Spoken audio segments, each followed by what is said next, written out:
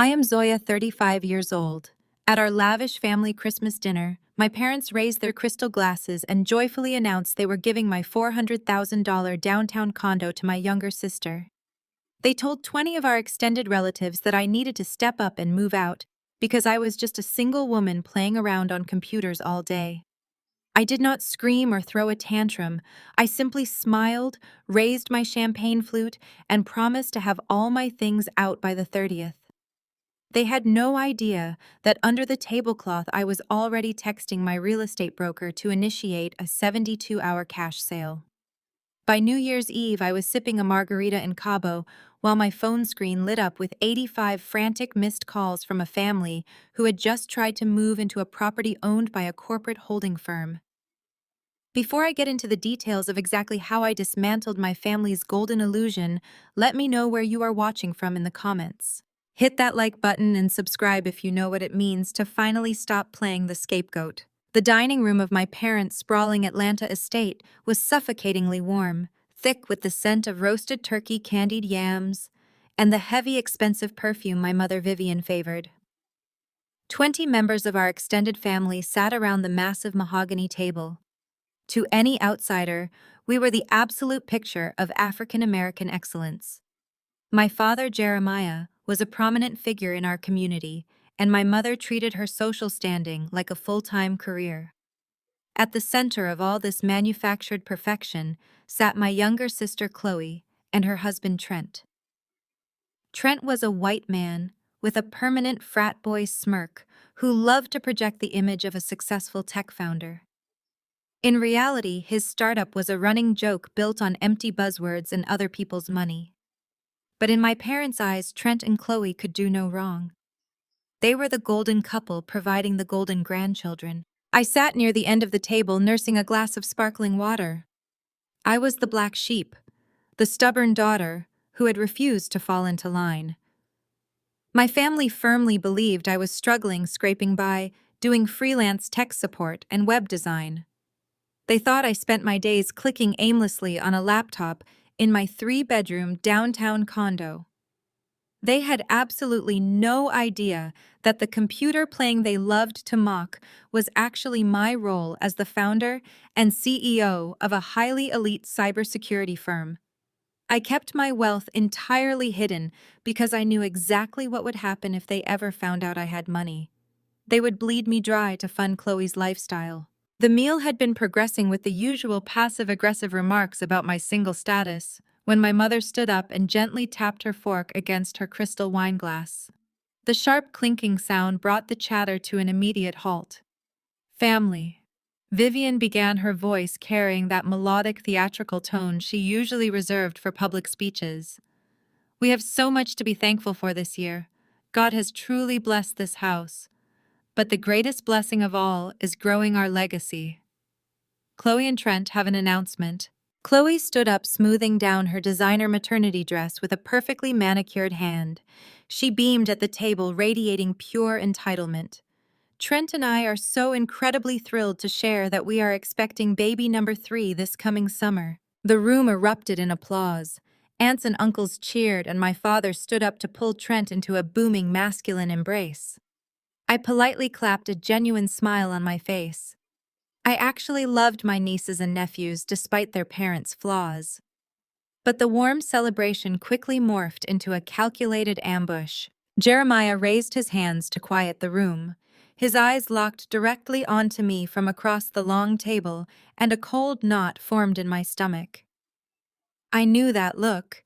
It was the look he gave right before executing a business deal or asserting his absolute dominance over a situation. Now, as we all know, a third child means Chloe and Trent are going to need a lot more space, my father announced, projecting his voice so every single relative could hear. Trent's business is expanding rapidly and they need room to breathe, so we have made a family decision. A family decision. My heart beat a slow, steady rhythm against my ribs. I had not been consulted on any family decision. Vivian took over, seamlessly tag-teaming the humiliation. She looked at me with a smile that did not reach her eyes. Since Zoya is still single and just playing around on her computers all day, she certainly does not need a 3-bedroom condo downtown all to herself. It is just irresponsible to hoard that much space when her sister's family is growing. So starting January 1st, Chloe and Trent will be moving into the condo. The sheer audacity of the statement hung in the air. They were offering my property I bought with my own money, the deed to which sat solely in my name to my sister as a holiday gift. I watched Trent lean back in his chair, looking incredibly satisfied with himself. Chloe offered me a look of fake sympathy that was completely dripping with condescension. "It is really time you stepped up for this family, Zoya," my mother continued, ensuring her voice carried a tone of long-suffering disappointment.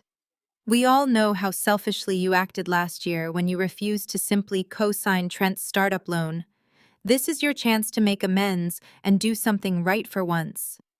Let the adults handle the real responsibilities while you figure out your little hobbies." The silence in the dining room was deafening. Every aunt, every uncle, every cousin had stopped eating. They were all staring at me, holding their breath. I knew exactly what they were waiting for. They were waiting for me to explode. They wanted me to raise my voice, slam my hands on the table, and throw a massive tantrum. They wanted me to play the role of the angry, difficult, irrational black woman so they could comfortably shake their heads and validate their narrative that I was unhinged and bitterly jealous of my sister. I looked at my mother's challenging smirk. I looked at my father's puffed-up chest. I looked at Trent, who was already mentally measuring my living room for his golf clubs. If this had been 5 years ago, I would have argued. I would have desperately tried to explain that my condo was my sanctuary, that I worked 70-hour weeks to afford it, that I was not a failure. But I was not that girl anymore. I was a woman who routinely dismantled international hacking syndicates before my morning coffee. I did not need to scream. I needed to execute. I slowly reached for my champagne flute. The crystal felt cool and solid against my fingertips. I stood up, pushing my chair back with a soft scrape against the hardwood floor. I smoothed down the front of my silk blouse and looked directly at my sister. I raised my glass high, the bubbles catching the light from the chandelier overhead. To family, I said, my voice remarkably steady and clear. "It is a beautiful thing to see everyone coming together. You are absolutely right, Mother. Space should be utilized properly. I will have all my things out of the condo by the 30th of December. A collective exhale swept through the room. My mother looked momentarily stunned that I had capitulated so easily, but that shock quickly morphed into intense, smug satisfaction. She had won. She had publicly broken the rebellious daughter and handed the spoils to her golden child. Jeremiah nodded deeply, pleased with his own authority.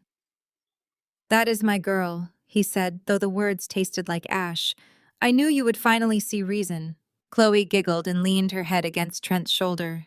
"Thank you so much, Zoya. Do not worry about cleaning the place before you leave.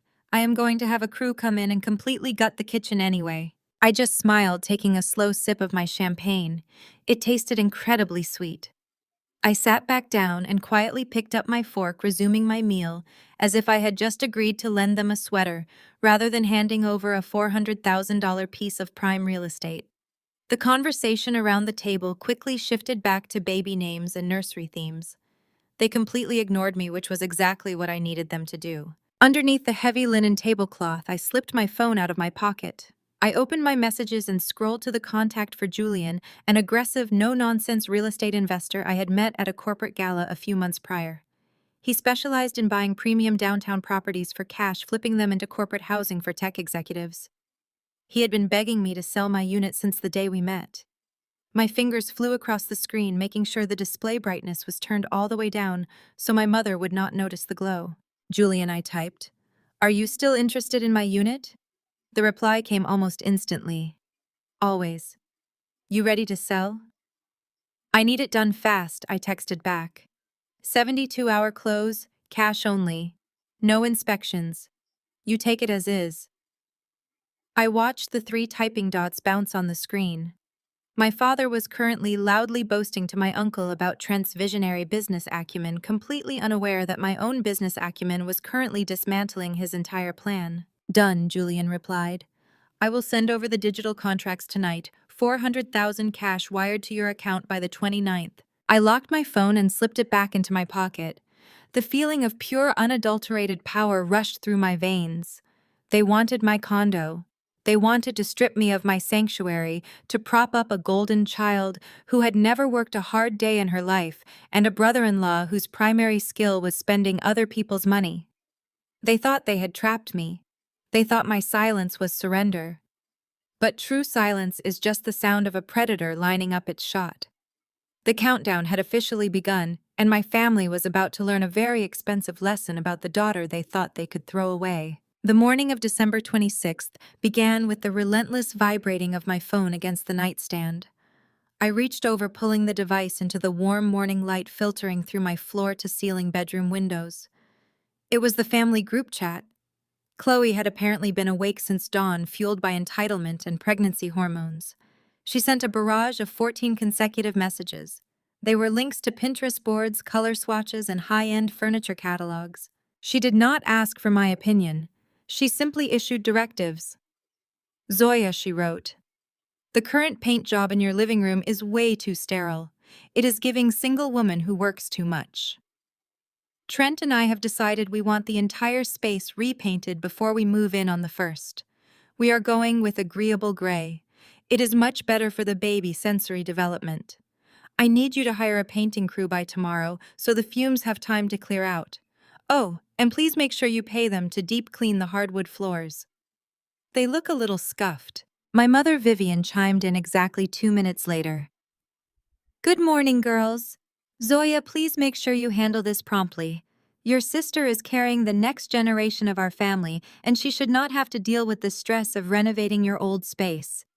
It is the absolute least you can do, considering how accommodating Chloe and Trent are being by taking that heavy mortgage off your hands." I lay in my custom king-sized bed staring at the ceiling and let out a soft, genuine laugh. Accommodating. They truly believed I was drowning in debt. They truly believed they were rescuing me from a mortgage that I had actually paid off in full 3 years ago. I did not reply to the group chat. I simply swiped the notifications away, got out of bed, and started my coffee maker. I had an appointment to get to. By 10 o'clock that morning, I was sitting in a high-rise office building in Buckhead, looking out over the sprawling Atlanta skyline. Across from me sat Julian, an aggressive corporate real estate broker, who made his living buying up premium downtown properties and converting them into luxury short-term housing for tech executives. Julian slid a thick stack of paperwork across the polished glass table. "You know, Zoya," he said, leaning back in his leather chair, "I have been trying to pry that condo out of your hands for 2 years. What finally made you decide to sell?" I picked up the heavy brass pen he offered me. "Let us just say I am highly motivated to streamline my portfolio," I replied, keeping my tone perfectly professional. "Are we clear on the terms?" Julian nodded, tapping a finger against the contract. 72-hour close, $400,000 straight cash. We waive all inspections, and we take immediate possession on the 1st of January. My firm assumes full legal ownership the second the wire hits your account. We already have a tech vice president flying in from Seattle who wants to lease it for a year. Our security team will be changing the locks on the first morning of the new year." "Perfect," I said. I signed my name on the dotted line, pressing hard enough to leave an indentation on the page beneath it. It felt like signing an Emancipation Proclamation. I was not just selling a piece of real estate. I was completely severing the last physical tie my family had to my personal life. I was stepping out of Julian's office building and walking toward my car when my phone vibrated in my pocket again. This time it was a private text message from Trent. The sheer arrogance radiating from the screen was almost physically repulsive. "Hey Zoya," Trent wrote, "just following up on Chloe's messages in the group chat. I know you are probably stressed about moving out so quickly, but you should really look at the bright side here. You are lucky we are doing this. Real estate is a heavy financial burden for someone in your position, and we are doing you a massive favor by taking this off your hands. We are practically bailing you out. Anyway, I am going to need you to hand over the spare keys a few days early. I need to get in there and take exact measurements for the nursery furniture. Leave them for me." I stood on the sidewalk, letting the cool December wind wash over me. Trent, a man whose only successful venture was marrying into my parents' bank account, was trying to lecture a self-made cybersecurity chief executive about financial burdens. He honestly thought he was the big man on campus, graciously relieving the poor spinster sister of her debts. He wanted the keys. He wanted to strut around my pristine hardwood floors and play the role of the successful provider. I typed my response carefully, ensuring every single word was drenched in polite, cooperative compliance. "Good morning, Trent," I wrote back. "You are absolutely right. I do not know what I would do without family stepping up like this. I will have the cleaning crew finish up, and I will leave the spare keys tucked safely under the welcome mat for you on the 30th. Take all the measurements you need. See you in the new year." I hit send and smiled. I had just handed him the rope, and he was happily tying the knot himself. The next 48 hours moved with surgical precision. On the morning of December 29th, my personal wealth manager called to confirm that the $400,000 cash wire from Julian's corporate firm had successfully cleared. The condo was officially and legally no longer mine. I was sitting in my corner office at my firm, surrounded by panoramic views of the city and 3 glowing monitors. I did not just let that money sit in a standard checking account where an aggressive lawyer could try to freeze it. I am a cybersecurity expert. Protecting highly sensitive assets is literally what people pay me thousands of dollars an hour to do. With a few swift keystrokes and verified security authentications, I routed the entire $400,000 into a protected offshore trust. It was an ironclad financial fortress. My parents could hire every high-powered attorney in the state of Georgia, and they would not be able to touch a single cent of that money. On December 30th, I packed a single designer travel bag. I did not take any furniture. I did not take the televisions or the expensive artwork. I left it all behind, knowing Julian's corporate staging team would clear it out anyway. I left the spare keys right under the welcome mat, exactly as I had promised Trent. I walked out of the building, handed my parking pass to the concierge, and never looked back. The morning of New Year's Eve arrived crisp and bright. I stepped out of a private car at Hartsfield-Jackson International Airport, bypassing the chaotic holiday crowds and walking straight into the first-class departure lounge. I ordered a mimosa and sat by the massive windows, watching the planes taxi across the tarmac. My flight to a secluded 5-star resort in Cabo San Lucas was boarding in exactly 20 minutes. I pulled my phone from my purse and opened my contact list. I scrolled to my mother Vivian. Block caller. I scrolled to my father Jeremiah. Block caller. I scrolled to Chloe. Block caller. And finally, I found Trent's number. Block caller. I listened to the boarding announcement echo over the lounge speakers. I picked up my bag, walked down the jet bridge, and settled into my spacious leather seat. The flight attendant offered me a warm towel and a glass of vintage champagne. I accepted both. As the plane pushed back from the gate and the engines began to roar with immense power, I held down the power button on my phone. The screen went completely black. I closed my eyes, leaned my head back against the soft headrest, and disappeared into the clouds, leaving my family completely blind to the absolute hurricane they were about to walk into. The Mexican sun was a brilliant, blinding gold against the azure waters of the Sea of Cortez. For 48 hours, I had existed in a state of absolute digital silence. No emails, no frantic client emergencies, and most importantly, no family group chats demanding my submission. I lay on a plush white sunbed at my 5-star resort in Cabo San Lucas, letting the ocean breeze wash over me while a waiter set a fresh margarita on the table at my elbow. It was the afternoon of January 2nd. Back in Atlanta, the temperature was hovering just above freezing. Here it was paradise.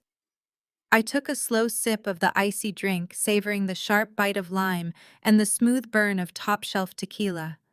It was time. I reached into my woven beach tote and pulled out my powered-down phone. I held down the power button and waited for the screen to illuminate. The moment the device connected to the hotel wireless network, the phone nearly vibrated out of my hand. The notifications did not just trickle in, they flooded the screen in a relentless, violent cascade of sound and motion. It was a digital avalanche. The chime of text messages and the harsh buzzing of missed calls overlapped until the phone simply froze under the sheer volume of data. I watched the numbers tally up on the home screen. 85 missed calls, 142 text messages. The notification badges over my voicemail and messaging apps were glowing an angry red. I took another unhurried sip of my margarita. I felt no anxiety. My heart rate remained perfectly steady. I was a cybersecurity expert who spent my life analyzing threat vectors and neutralizing attacks. This was just data, and I was ready to process it. I opened the text messages first. The timeline was a fascinating psychological study of my family's descending panic. The messages from early New Year's Day started exactly as I expected. They were arrogant and demanding. Chloe had sent a text at 8 in the morning complaining that the spare keys were not under the welcome mat and demanding I answer my phone immediately. 30 minutes later, the tone shifted to annoyance. Vivian had texted me ordering me to stop playing games and bring the keys downtown because the moving crew was charging them by the hour. By 10 in the morning, the annoyance had morphed into absolute unhinged fury. The texts were flying in every 2 minutes. Where are you? Why are there men in suits in your condo? Call your father right now. I decided the text messages were not painting the full picture. I wanted to hear the exact moment the golden facade cracked. I tapped the voicemail icon and pressed play on the first message chronologically. The audio crackled to life. It was Chloe, and she was standing in the hallway outside my former front door. Zoya picked up the phone. She snapped, her voice echoing slightly in the corridor. Trent and I are here with the U-Haul, and the keys are not under the mat. The moving guys are literally standing around the lobby, and it is incredibly embarrassing. Stop being petty and call me back. I deleted the message and moved to the next one, time-stamped an hour later. The background noise had changed. There were heavy footsteps and loud voices. Chloe sounded breathless and frantic. Zoya. There are strange men in your unit. The concierge let us up and the door was wide open, but these guys in suits are telling us we cannot come in. They are saying they own the place. Trent is arguing with them right now. You need to fix this. The next voicemail was from my mother. Vivian did not ask questions. She issued demands.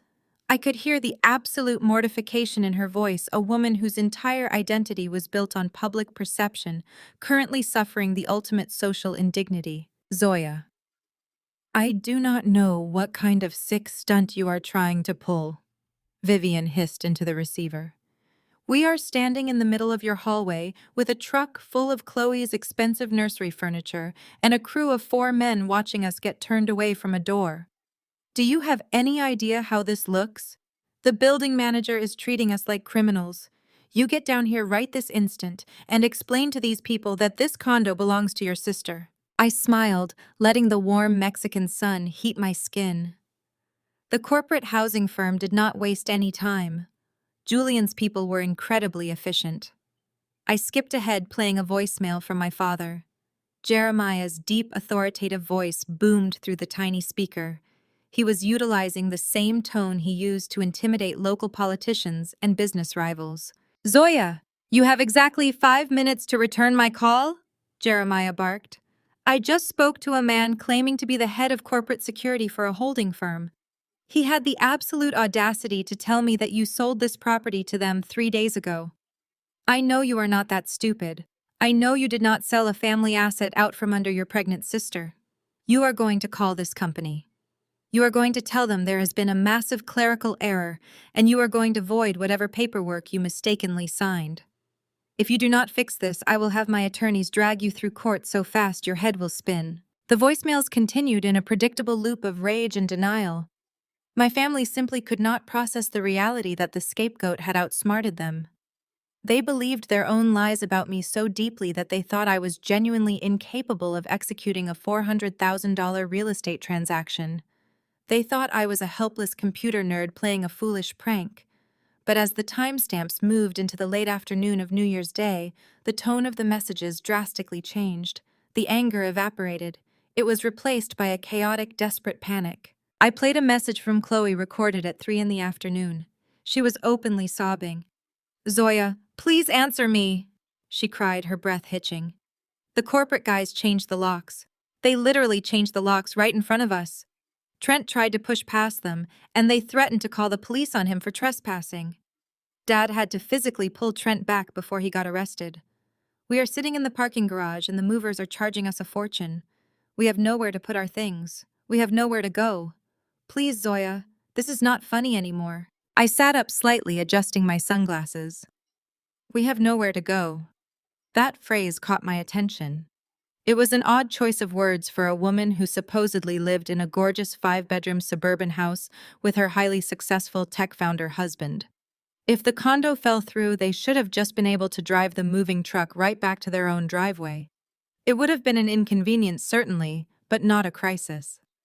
Yet Chloe sounded as if she was standing on the edge of a cliff. I skipped to the very last voicemail. It was from Trent. The timestamp was 2 in the morning on January 2nd. The background was dead silent, indicating he was somewhere alone, far away from my parents and his weeping wife. When his voice came through the speaker, it sent a genuine chill down my spine. It was not the arrogant, condescending frat boy who had texted me demanding my keys just days prior. It was the sound of a man who was completely and utterly destroyed. "Zoya," Trent whispered, his voice trembling with a raw, naked terror. "Zoya, please pick up the phone. I know you are screening these. I know you sold the place. I am not angry. I am begging you." He paused and I could hear him swallow hard, taking a shaky breath. "You do not understand what you have done," he continued, his whisper dropping even lower. "We did not just want your condo to save money. We needed it. We have been evicted from our house. The bank foreclosed on it 3 weeks ago. My startup is gone. The money is entirely gone. We have absolutely nothing left. We are living out of suitcases in a cheap motel by the highway, and the U-Haul is sitting in the parking lot." Trent let out a sound that was half sob, half dry heave. "Chloe thinks this is just a temporary cash flow issue. She does not know the truth. But worse, your parents do not know the truth. Jeremiah thinks I am a millionaire. If your father finds out I am completely broke, if he finds out I lost his daughter's house and dragged her to a roadside motel, he is going to kill me, Zoya. He will literally destroy my life. Please call me back. I will do whatever you want. Just please do not tell your parents." The voicemail ended with a sharp click, leaving only the sound of the ocean waves crashing against the pristine Mexican shoreline. I lowered the phone to my lap, my mind racing, processing the data with lethal efficiency. Trent was bankrupt. The golden couple was homeless. The perfect suburban life my mother constantly threw in my face to highlight my own failures was a complete and utter fabrication. Trent was drowning in debt, and he had planned to use my paid-off condo to hide his catastrophic failure from my image-obsessed parents. A slow, cold smile spread across my face. I picked up my glass and took another sip of my margarita. The ice was melting, but the drink still tasted absolutely perfect. I had come to Cabo to escape their toxicity. I had planned to spend a week reading by the pool and ignoring their existence. But this was no longer just about avoiding a family conflict. This was a massive security breach in the golden child's perfect facade, and I was holding the decryption key. I signaled for the waiter and asked for my check. I did not need a full week of vacation anymore. I needed to get back to Atlanta. I needed to open my laptop and dig into the public financial records of my brother-in-law. Because if Trent was hiding a massive bankruptcy from my father, there was undoubtedly a paper trail, and I was going to follow that trail right to the very center of their rotten golden empire. I stood up from the sunbed, grabbing my woven tote bag. The 72-hour flip was complete. It was time to initiate the total system override. I landed at Hartsfield-Jackson International Airport, just as the winter sun was rising over the Atlanta skyline. The tropical warmth of Cabo was gone, replaced by a bitter January chill that perfectly matched my mood. I bypassed baggage claim, walked straight to my waiting black car, and gave my driver the address to my corporate headquarters. I did not go home. I needed my secure servers. I needed my multi-monitor setup. Most importantly, I needed absolute silence to dissect the financial corpse of my brother-in-law. My company occupied the top 2 floors of a pristine glass and steel high-rise in Midtown. We handled digital infrastructure and threat neutralization for global financial institutions. When my family pictured me working, they imagined me sitting in a dark basement rebooting routers for minimum wage. They never imagined the biometric scanners I walked through to reach my corner office, or the panoramic view of the city I commanded from my mahogany desk. I dropped my travel bag onto the leather sofa, fired up my primary workstation, and cracked my knuckles. It was time to see exactly how deep the golden rot went. Trent projected the image of a Silicon Valley prodigy trapped in the South, but his digital footprint was as shallow and sloppy as his personality. I started with basic public records and state corporate filings. It took me less than 12 minutes to find the death certificate for his startup. The company had officially been dissolved 8 months ago. 8 entire months. While Trent was sitting at my parents' dining table swirling expensive scotch and bragging about venture capital funding, he was legally bankrupt. I dug deeper, accessing court dockets and creditor filings. The sheer volume of his incompetence was breathtaking. Trent had defaulted on vendor payments, stiffed his independent contractors, and eventually had his remaining business assets liquidated by a bankruptcy court. His company had not just failed, it had cratered, leaving a crater of debt so massive it had inevitably swallowed his personal finances. I found the eviction notice for the 6-bedroom mini-mansion he and Chloe rented in Alpharetta. They had stopped paying rent in August. The landlord had dragged them through housing court all autumn, finally executing the lockout on December 31st. That explained why they were so desperate to secure my downtown condo. They had absolutely nowhere else to go. But a glaring discrepancy stared back at me from the glowing monitors. If Trent had been financially ruined since May, how had he and Chloe maintained their extravagant lifestyle for the last 8 months? How had Chloe continued to afford her weekly spa days, her designer maternity clothes, and her premium organic meal deliveries? Trent was jobless and drowning in legal fees, yet they were still showing up to family events in a leased luxury SUV, acting like royalty. I pulled up the Fulton County property database. If the money was not coming from Trent's dead company, it was coming from an external source. I entered my parents' address into the search bar. The search engine spun for a fraction of a second before generating a list of deeds and liens attached to their sprawling suburban estate. I leaned closer to the screen, my eyes scanning the dense legal text. Right there, filed just 7 months ago, was a massive secondary lien. Jeremiah and Vivian had quietly taken out a second mortgage on their fully paid-off home. They had extracted exactly $500,000 in equity. My blood ran ice cold. I sat back in my chair, the leather squeaking in the dead quiet of my office. The pieces of the puzzle slammed together with sickening clarity. When Trent's business collapsed, he must have gone to my father begging for a bailout.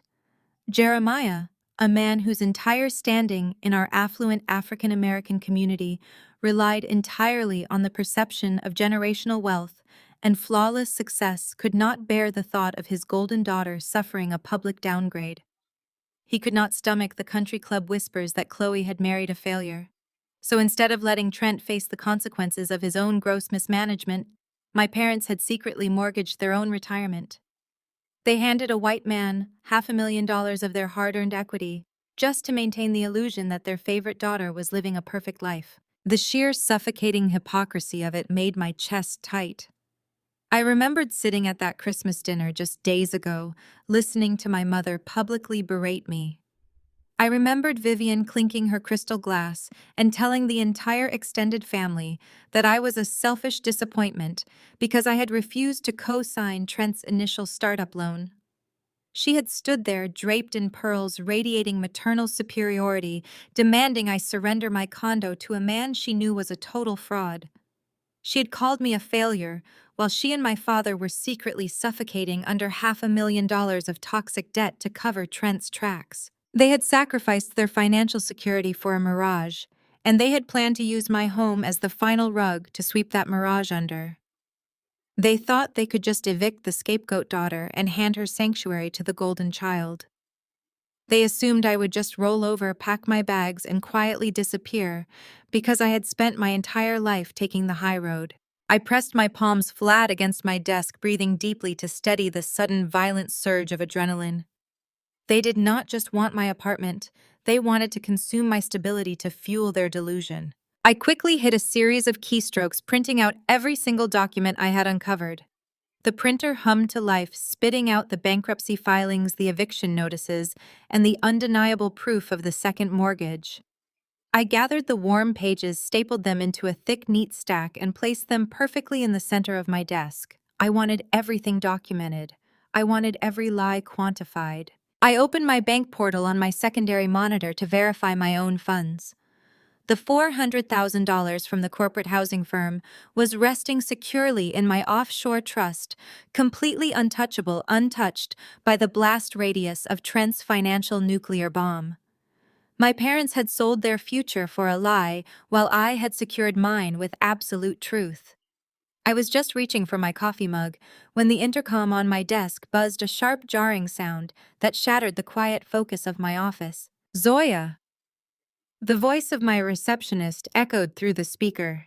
She sounded unusually flustered, a rare occurrence for a woman trained to handle high-pressure corporate clients. "I am so sorry to interrupt, but there is a situation in the lobby. A man and a woman just bypassed the ground floor security desk. They are demanding to see you immediately. They are claiming to be your parents, and they are extremely agitated." I glanced at the security camera feed displayed on my third monitor. There, marching furiously down the glass-lined corridor of my corporate suite, were Jeremiah and Vivian. My father was red in the face, his jaw set in that familiar rigid line of absolute fury. My mother was trailing half a step behind him, clutching her designer handbag like a weapon. They had no idea they were walking into a fortress of my own making. They were expecting to corner the timid, disappointing daughter they thought they knew. I reached out and pressed the intercom button, my voice completely devoid of emotion. "It is fine," I told my receptionist. "Let them through, send them directly to my office." The heavy, frosted glass doors of my corner suite swung open with such force that they hit the rubber stops with a loud, sharp crack. Jeremiah and Vivian stormed over the threshold, fully primed for a brutal confrontation. They marched with the aggressive posture of people who believed they owned every room they entered. But the momentum drained from their bodies the exact second they actually registered their surroundings. They stopped dead on the plush Persian rug, completely paralyzed by cognitive dissonance. They were standing in a 3,000-square-foot executive suite. Behind me, the floor-to-ceiling windows offered a commanding, unobstructed panoramic view of the Atlanta skyline bathed in the crisp winter sunlight. To my left, a massive digital display board tracked global cybersecurity threats in real time, glowing with complex algorithmic data and shifting world maps. My desk was a single imposing slab of polished black marble. I was not sitting in a cramped basement. I was not playing on computers. I was sitting on a throne of my own making, and the sheer scale of my success was staring them right in the face. I watched my father's eyes dart from the original abstract art on the walls to the tailored Italian silk suit I was wearing. The narrative he had spent 15 years carefully constructing, the comfortable fiction of his disappointing, struggling middle daughter, was visibly short-circuiting his brain. My mother looked physically ill. Her gaze swept over the luxurious space, and for a fraction of a second I saw pure, unadulterated jealousy flash across her features, before she buried it under a thick mask of indignation. "What is the meaning of this?" Zoya Jeremiah barked, attempting to summon the booming patriarchal authority that usually brought people to heel.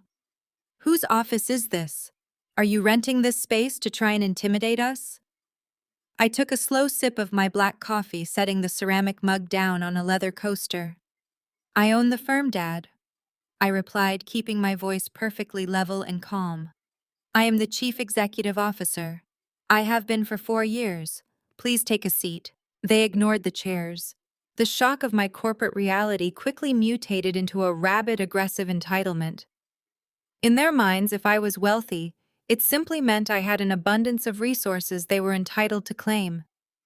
The fact that I had built an empire without their help did not earn their respect, it only fueled their greed. "You sold family property?" Jeremiah roared, slamming his heavy hand down on the edge of my marble desk. "You sold a $400,000 asset out from under your pregnant sister, and you pocketed the cash. That money belongs to this family. You are going to wire those funds directly into my account before we leave this building, or I am having you arrested for grand larceny." Vivian stepped forward, her voice shrill and trembling with self-righteous fury. "How dare you act so selfishly, Zoya? We paid for your community college tuition 15 years ago. We put a roof over your head when you were a child. You owe this family everything you have. That condo was the absolute least you could do to repay us for the sacrifices we made. You are going to hand over that $400,000 right now. Trent and Chloe need a place to live, and you are going to fund it." I leaned back in my ergonomic chair, lacing my fingers together and resting them on my stomach. A genuine bright laugh escaped my lips. The sound echoed in the massive office, bouncing off the glass walls. My complete lack of fear only infuriated them more. "You did not pay for my community college," I corrected smoothly. "I worked 3 jobs and secured a federal grant. But let us talk about family sacrifices. Let us talk about who really owes who."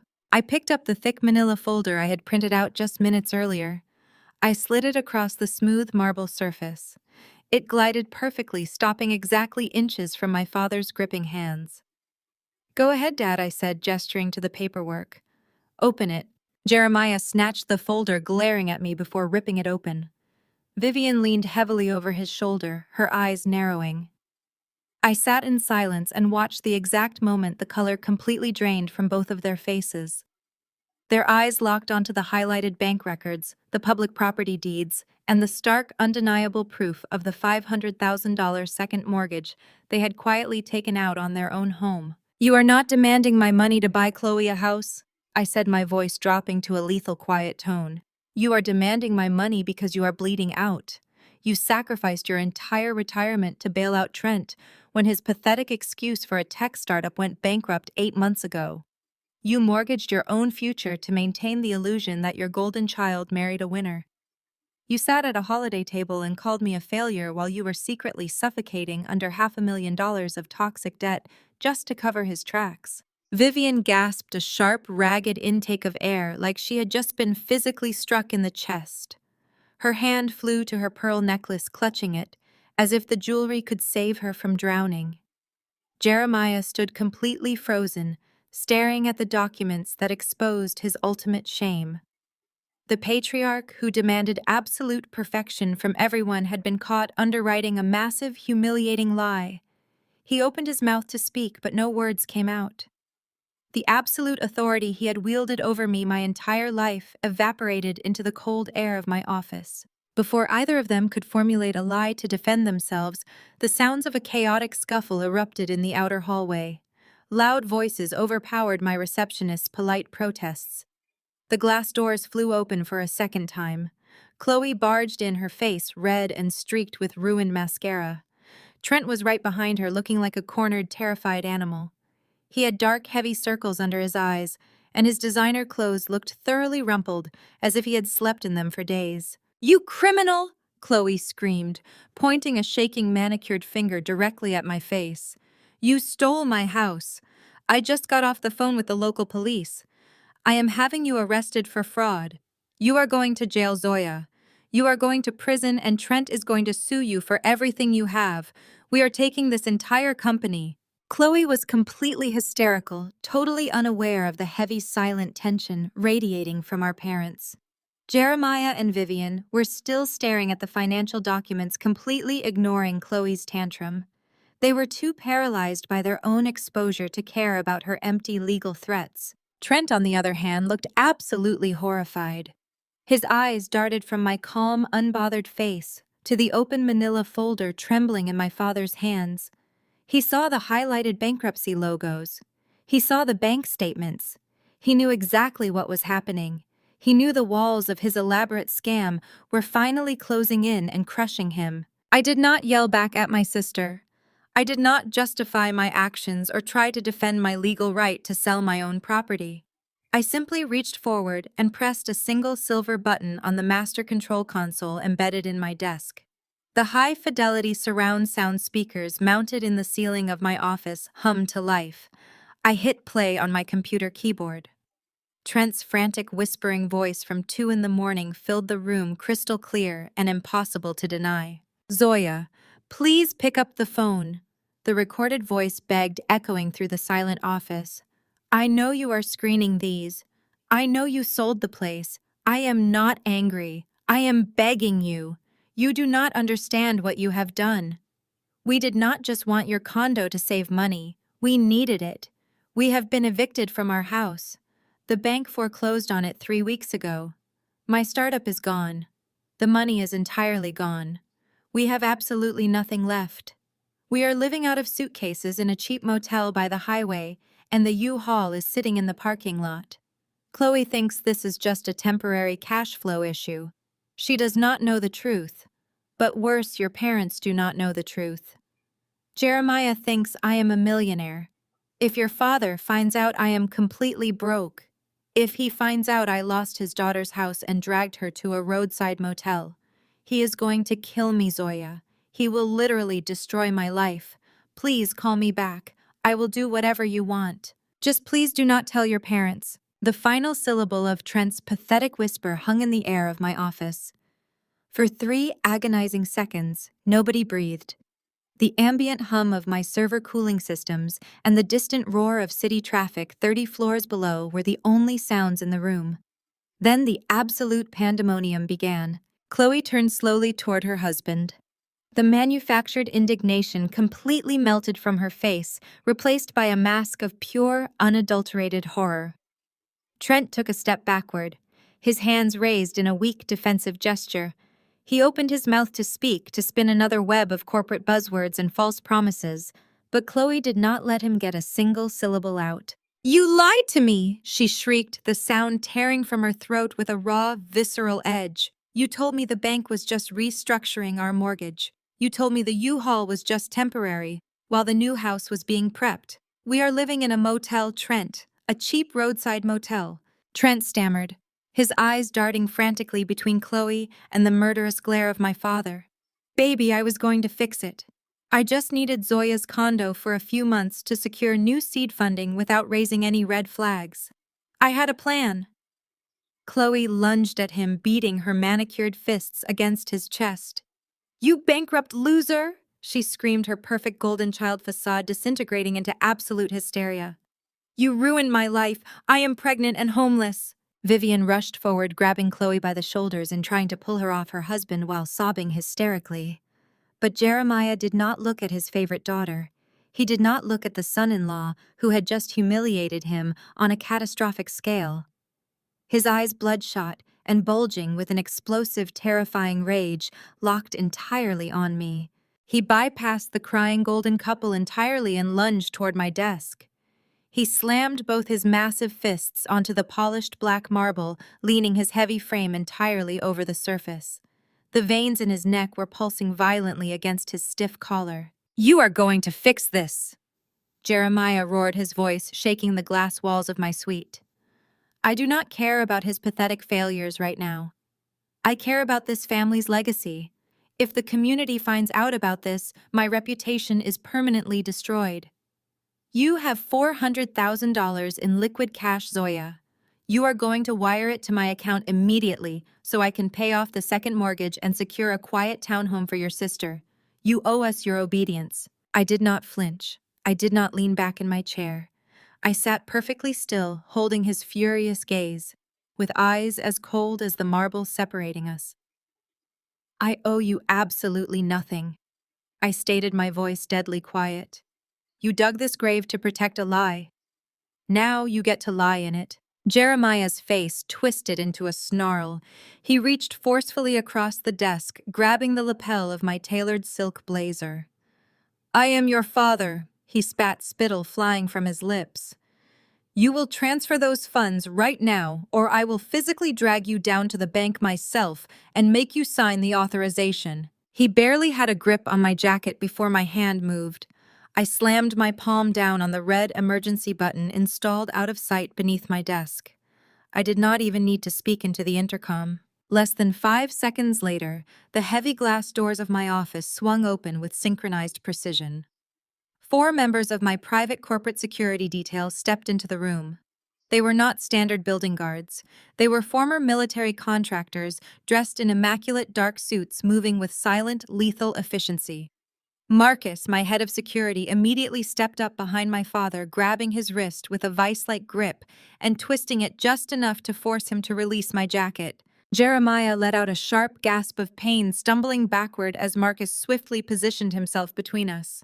Right behind the security detail walked Eleanor, my lead corporate counsel.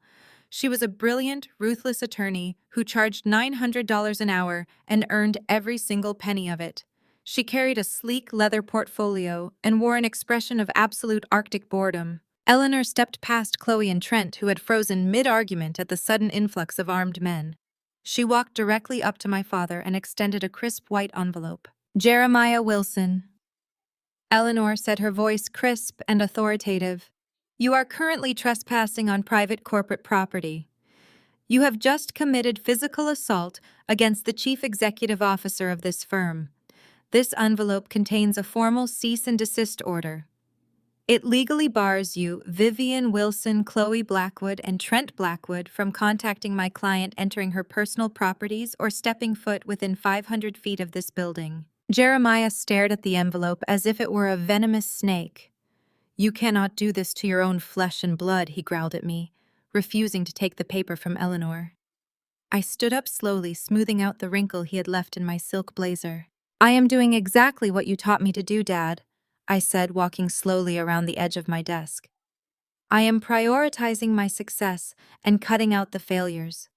You chose your legacy. You chose the golden daughter. You chose the brilliant tech founder. I suggest you go back to the cheap motel and figure out how to manage your new investments. Marcus stepped forward, his hand resting casually near his hip. Take the envelope, sir, Marcus instructed smoothly, or we will have the Atlanta Police Department escort you out in handcuffs. The choice is entirely yours. Vivian grabbed Jeremiah's arm, pulling him back. Her eyes were wide with terror, looking at the security team. Jeremiah, take it, she hissed, her voice trembling. Take it.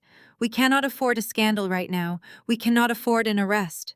Jeremiah snatched the envelope from Eleanor's hand, crushing it in his fist. He glared at me with a hatred so pure it practically burned the air between us. You are dead to me, Zoya.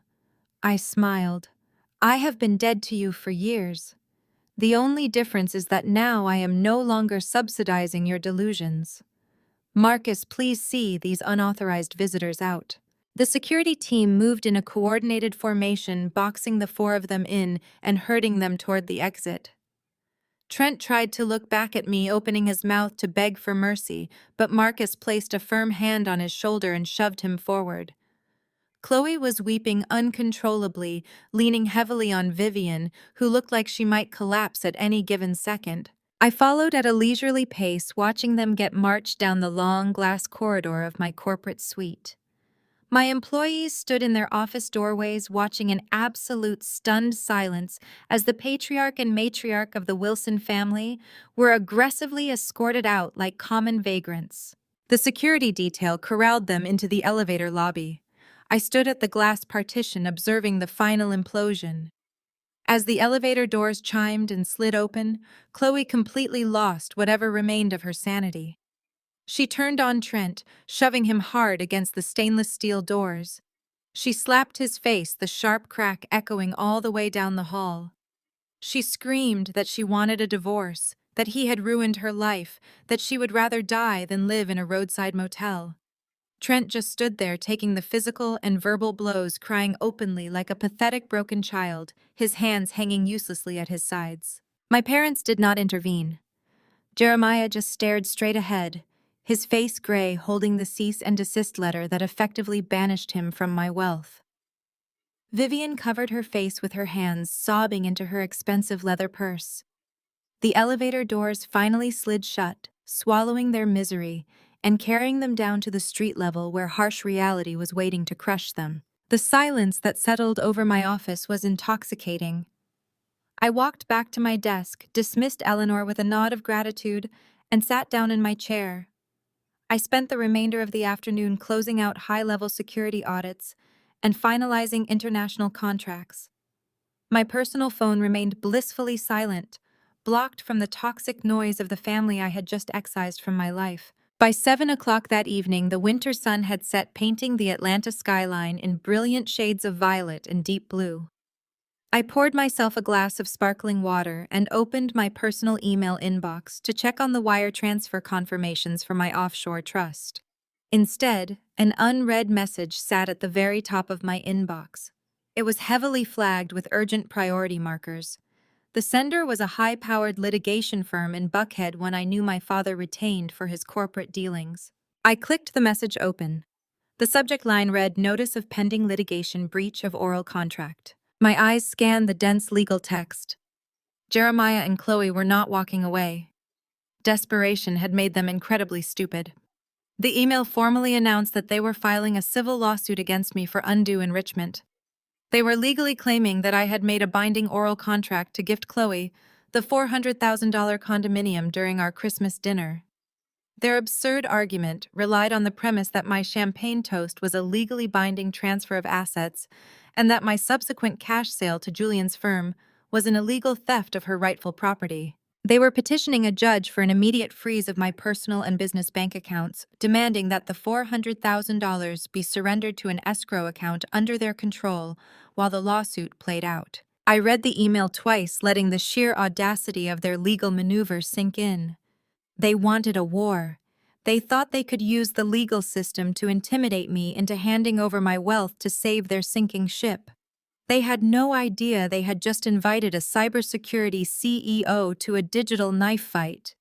The battle had officially moved to the courtroom, and I was about to dismantle their entire lives on the public record. The glowing screen of my monitor cast a cold blue light across my empty office. Notice of pending litigation. The words sat there practically vibrating with my father's desperate arrogance. Jeremiah actually believed he could weaponize the legal system against me based on a sarcastic toast I made over a plate of roasted turkey. He was claiming undue enrichment, arguing that because I publicly agreed to vacate the premises, I had entered into a binding oral contract to transfer the property deed to Chloe. It was a spectacular stretch of legal fiction designed entirely to force an immediate freeze on my banking assets. He assumed I was a struggling freelance web designer who would panic the second my checking account was locked down. He assumed I would settle out of court, handing over the $400,000 just to afford my groceries. I did not panic. I simply hit forward, sent the email to my lead corporate counsel, Eleanor, and added a single sentence of instruction: eviscerate them. At 8 o'clock the next morning, Eleanor was sitting across from my desk. She had a steaming cup of black espresso in one hand and a freshly printed thick legal binder in the other. Eleanor was a former federal prosecutor who moved into corporate litigation because she enjoyed the blood sport of corporate warfare. She possessed the warmth of a great white shark, and that was exactly why I paid her an exorbitant retainer.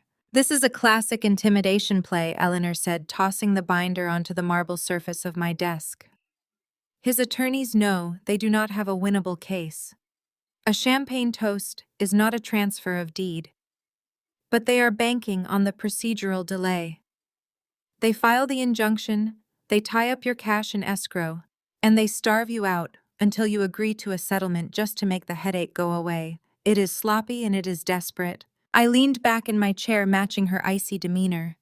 "My father is operating under outdated intelligence," I replied smoothly. "He thinks tying up a few $100,000 will bankrupt me.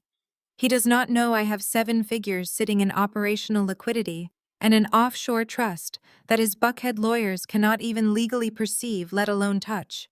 We are not settling, Eleanor. We do not negotiate with financial terrorists." Eleanor offered a sharp, brilliant smile. "I was hoping you would say that, because playing defense is incredibly boring. How do you want to handle the counteroffensive?" "I want to break his knees," I stated plainly. I want you to file a countersuit immediately, sue them for malicious prosecution harassment and filing frivolous litigation with the intent to extort. But more importantly, I want you to utilize the discovery process to absolutely suffocate him. The beauty of the American legal system is the discovery phase. If Jeremiah wanted to sue me for financial assets, he had to legally prove his own financial standing and motives. I instructed Eleanor to file aggressive subpoenas, demanding a full forensic accounting of Jeremiah and Vivian's liquid assets, their recent credit inquiries, and their property deeds. The moment the judge approved the discovery sweep, my father's financial accounts would be placed under a microscope. But the true masterpiece of my strategy was the freeze. Eleanor explained that by filing our aggressive countersuit alleging financial extortion, we could petition the court to temporarily freeze Jeremiah's liquid cash assets pending the investigation. My father was already drowning. He had taken out a $500,000 second mortgage on his suburban estate just to cover Trent's massive bankruptcy. His monthly debt obligations were astronomically high. If Eleanor froze his checking accounts, he would not be able to make the minimum payments on that second mortgage. He would not be able to pay the lease on his luxury cars. He would not be able to float Chloe and Trent in their cheap roadside motel. Make it happen, I instructed Eleanor. File the countersuit before noon. I want him choking on his own legal trap by the time he sits down for lunch. Eleanor stood up, smoothing her perfectly tailored skirt.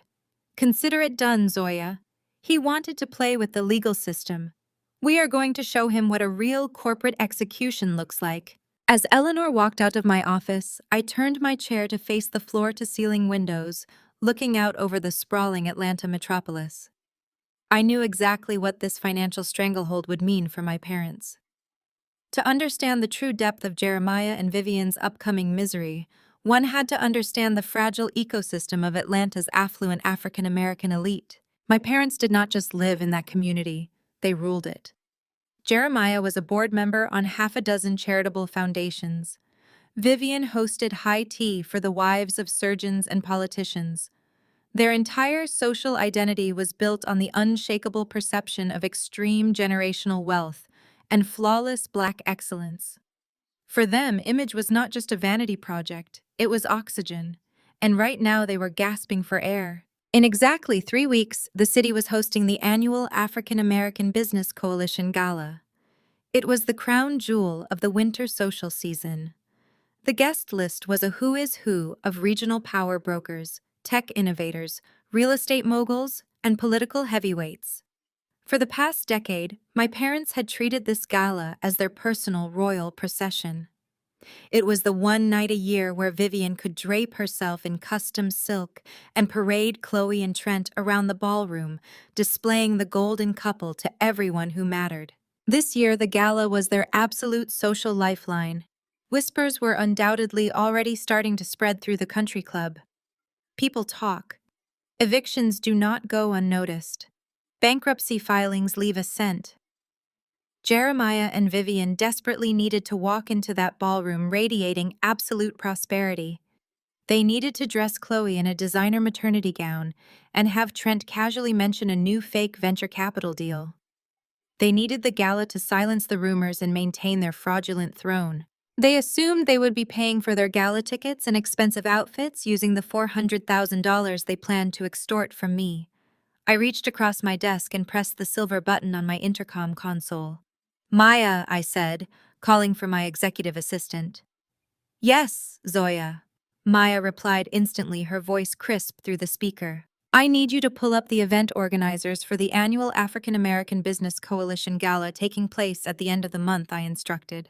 I want to know who their top-tier corporate sponsor is right now. Find out exactly what that company paid for the premier sponsorship package. I heard the rapid clacking of Maya typing furiously on her keyboard. Give me 30 seconds, she said. I waited, watching a plane slowly cut across the blue winter sky. I thought about Chloe screaming in the hallway. I thought about Vivian clutching her pearls and demanding my obedience. I thought about my father trying to physically intimidate me into surrendering my sanctuary to fund his lies. Got it, Maya announced, her voice snapping me back to the present. The current top sponsor is a regional banking firm. They paid $50,000 for the diamond level package, which includes premium branding on all materials, and the center VIP table right by the main stage. Contact the gala organizers directly, I ordered. Tell them my cybersecurity firm is offering $100,000 right now in liquid capital. We are creating a new tier, the Platinum Sponsorship. I want my company logo projected on the main screens. I want our branding on every single table. And I want the absolute best seating placement in the entire ballroom. Maya let out a low whistle of appreciation. $100,000. Done. I will wire the funds and secure the contract before the end of the day. Do you want me to reserve a seat for you at the sponsor table? Yes, I said, a slow, vicious smile creeping across my face. I am not attending that gala as Jeremiah Wilson's discarded failure of a daughter. I am not going to hide in the shadows while they parade their lies in front of the city. I am going to walk into that ballroom as the apex predator of their social circle. The annual African American Business Coalition Gala was not merely a social event. It was a fiercely contested battleground for status, influence, and the ultimate validation of wealth. Held in the grand ballroom of the St. Regis, the evening was designed to separate the truly powerful from the desperately pretending. For my entire life, I had watched my parents prepare for this night, as if they were going to war, meticulously curating their image to project absolute dominance. Tonight, however, the battlefield belonged entirely to me. My black town car pulled up to the velvet-roped entrance. The valet rushed forward, opening the door to the crisp January air. I stepped onto the red carpet, and the flashbulbs immediately erupted in a blinding cascade of white light. I was not wearing the understated practical dresses my mother always forced upon me to ensure I blended into the background. Tonight, I was wearing a custom-tailored floor-length white silk crepe gown by a private Milanese designer. It featured a plunging architectural neckline, structured shoulders that demanded authority, and a subtle train that commanded space. It was not just a dress, it was weaponized elegance. The stark, brilliant white fabric stood out like a diamond against the sea of predictable black tuxedos and dark winter velvets worn by the rest of the attendees. I looked untouchable. I felt untouchable. As I glided through the gilded double doors and into the grand foyer, the sheer scale of my strategic investment became instantly apparent. My company logo was not just present, it was absolutely omnipresent. It was projected in massive, crisp white light against the towering mahogany walls. It was embossed in gold foil on every single linen napkin. It was displayed on the massive digital screens flanking the main stage. I had not just purchased a table, I had purchased the entire atmosphere. The event coordinator, a highly respected state senator, abandoned a conversation with a tech mogul the second she saw me. She rushed across the marble floor, grasping both of my hands with a bright, welcoming smile. "Zoya, darling, we are so incredibly thrilled to have your firm as our premier platinum sponsor this year," she announced, her voice carrying easily over the ambient hum of the string quartet.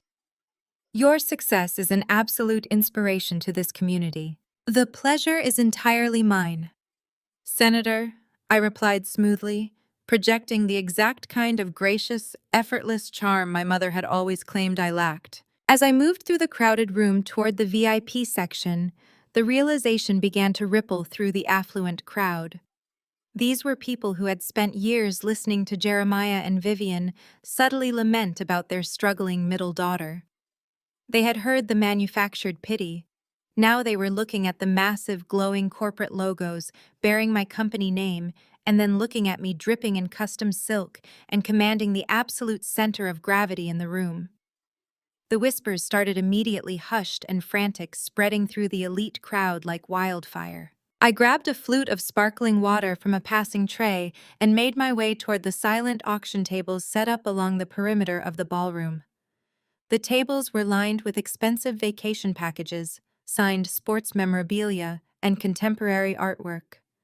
I stood before a striking abstract painting, admiring the harsh, aggressive brushstrokes, waiting for the inevitable. It took less than 3 minutes. The hairs on the back of my neck prickled before I even heard them approach. Jeremiah and Vivian flanked me, trapping me against the auction table. They were hyper-aware of the society photographers roaming the room, capturing candid moments of the city elite. "Smile for the camera, Zoya," Jeremiah hissed softly, his voice a low, venomous rumble disguised beneath a massive, terrifyingly fake grin. He placed a heavy, suffocating hand on my bare shoulder, turning us slightly so the photographer 10 feet away would capture what looked like a touching father-daughter moment. Vivian stepped to my other side, her teeth bared in a rigid, flawless smile. "You think you are so clever," she whispered, her tone laced with absolute poison, while she elegantly adjusted the cuff of my father tuxedo jacket. "You think you can walk into our community, into our event, and humiliate us like this? You are destroying this family legacy. You are a disgrace." I did not pull away. I did not flinch. I turned my head, offering the photographer a radiant, brilliant smile that perfectly matched the blinding white of my gown. "I have not destroyed anything, Mother," I replied, my voice completely serene, barely moving my lips. "I simply stopped financing your delusions. And for the record, this is not your event anymore. I bought the room you are currently standing in. You are literally drinking my champagne." Jeremiah's grip on my shoulder tightened painfully, his knuckles turning white, but his wide, fake smile never wavered for the cameras. "I will ruin you for this," he threatened, the words vibrating in his chest. "I will spread the word to every investor, every executive in this room, that you are an unstable, vindictive fraud. I will ensure your reputation in this city is reduced to ash. You will instruct your lawyers to drop the countersuit and transfer those funds to our escrow account, or you will have nothing." I let out a soft melodic laugh, posing perfectly for another flashbulb. "You cannot ruin me, Dad, because you have zero credibility left. By tomorrow morning, every single person in this room will know that your assets are frozen because you are currently under investigation for financial extortion and harassment. How do you think your country club friends will react when they find out you mortgaged your own retirement to bail out a bankrupt frat boy?" Vivian sucked in a sharp breath, her fake smile finally faltering. I casually stepped out from between them, breaking Jeremiah's grip, and turned to face the crowd. My eyes immediately locked onto a pathetic, desperate scene unfolding near the cash bar at the back of the room. It was Chloe. For the past decade, my younger sister had been the undisputed belle of this ball. She usually arrived draped in the latest couture, glowing with the smug satisfaction of a woman who had never worked a day in her life, but claimed the rewards of a millionaire. Tonight, she looked absolutely haggard. The stress of the motel, living, the eviction, and the crumbling facade of her marriage had completely hollowed her out. She was wearing an outdated dark floral dress from at least 3 seasons ago, a garment that was clearly meant for a casual summer brunch, not a winter black tie gala. It fit her awkwardly over her growing pregnancy, emphasizing her sheer exhaustion. Trent was hovering a few feet behind her, looking like a hunted animal. He was sweating profusely, his eyes darting toward the exits, terrified of making eye contact with any of the local investors he had previously defrauded. The dynamic of the room had completely inverted. The wealthy society wives and powerful executives were no longer looking at Chloe with envy or admiration. They were staring at her with blatant, unfiltered pity. The Atlanta elite were ruthless, and the rumors of Trent's spectacular bankruptcy and their humiliating eviction had already permeated the country club gossip network. I watched as a group of women near the bar blatantly pointed at Chloe behind their manicured hands, whispering aggressively before turning their backs on her. Chloe was standing in the absolute epicenter of her own social demise, and she knew it. She was the new family embarrassment. I watched the exact moment the realization shattered her. Chloe's eyes darted frantically around the room, taking in the whispering women, the averted gazes, and the cold shoulders of the people who used to worship her. Her breathing grew shallow and erratic. She looked entirely broken, a golden idol completely stripped of its paint. Then her red-rimmed eyes found me. I was standing near the center of the room, illuminated by the crystal chandeliers, wearing a pristine white gown that cost more than her entire remaining net worth. I was surrounded by the quiet respect and deference of the most powerful people in the city. The contrast between my absolute triumph and her total annihilation was blinding. Fueled by a cocktail of sheer suffocating humiliation and several glasses of cheap house wine, she had been desperately chugging to cope with her reality. Something dark and violent snapped inside her brain. Chloe abandoned her spot at the bar. She reached out and snatched a fresh, brimming glass of dark red wine from a passing waiter's silver tray. Her knuckles were white as she gripped the delicate crystal stem. Her face twisted into a mask of pure, unadulterated rage. She ignored the confused stares of the guests around her. She ignored Trent's panicked hiss as he tried to grab her arm. Her eyes locked onto my pristine, custom-tailored white silk gown with the lethal focus of a sniper. She raised the glass of dark crimson liquid slightly, her chest heaving, and began to march directly across the polished marble floor toward me, preparing to publicly ruin the one thing she could still reach. Chloe moved with the clumsy, unpredictable momentum of a woman who had completely lost her grip on reality. Her dark floral dress rustled harshly against the polished marble floor as she barreled past a waiter, nearly knocking over a silver tray of hors d'oeuvres. Her eyes were fixed entirely on the pristine white silk of my gown. In her heavily intoxicated mind, staining my dress would somehow erase the foreclosure, the eviction, and the crushing public humiliation she was currently enduring. She raised the heavy crystal glass, the dark ruby liquid sloshing over the rim and staining her own shaking fingers. I did not step backward. I did not raise my hands to protect myself. I simply stood my ground and watched her trajectory with the clinical detachment of a chess player anticipating a highly predictable and fundamentally flawed move. Chloe had always been impulsive. She relied on brute emotional force, throwing tantrums until people caved, while I had spent my entire life learning how to navigate around her destructive behavior. As she closed the final 3 feet between us, pulling her arm back to launch the wine directly at my chest, I waited for the absolute last possible fraction of a second. Then I seamlessly pivoted on my heel. I shifted my weight gracefully to the right, allowing my white silk gown to flare completely out of the strike zone. Chloe was carrying far too much forward momentum and wearing heels she clearly had not practiced walking in since her pregnancy began.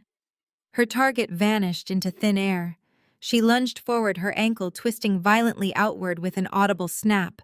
She let out a sharp, undignified yelp as her center of gravity completely collapsed.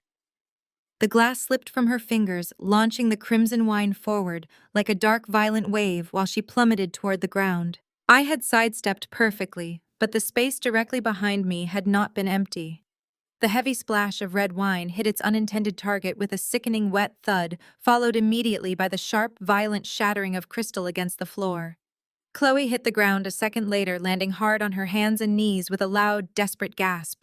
The immediate area went absolutely dead silent. The ambient chatter died instantly.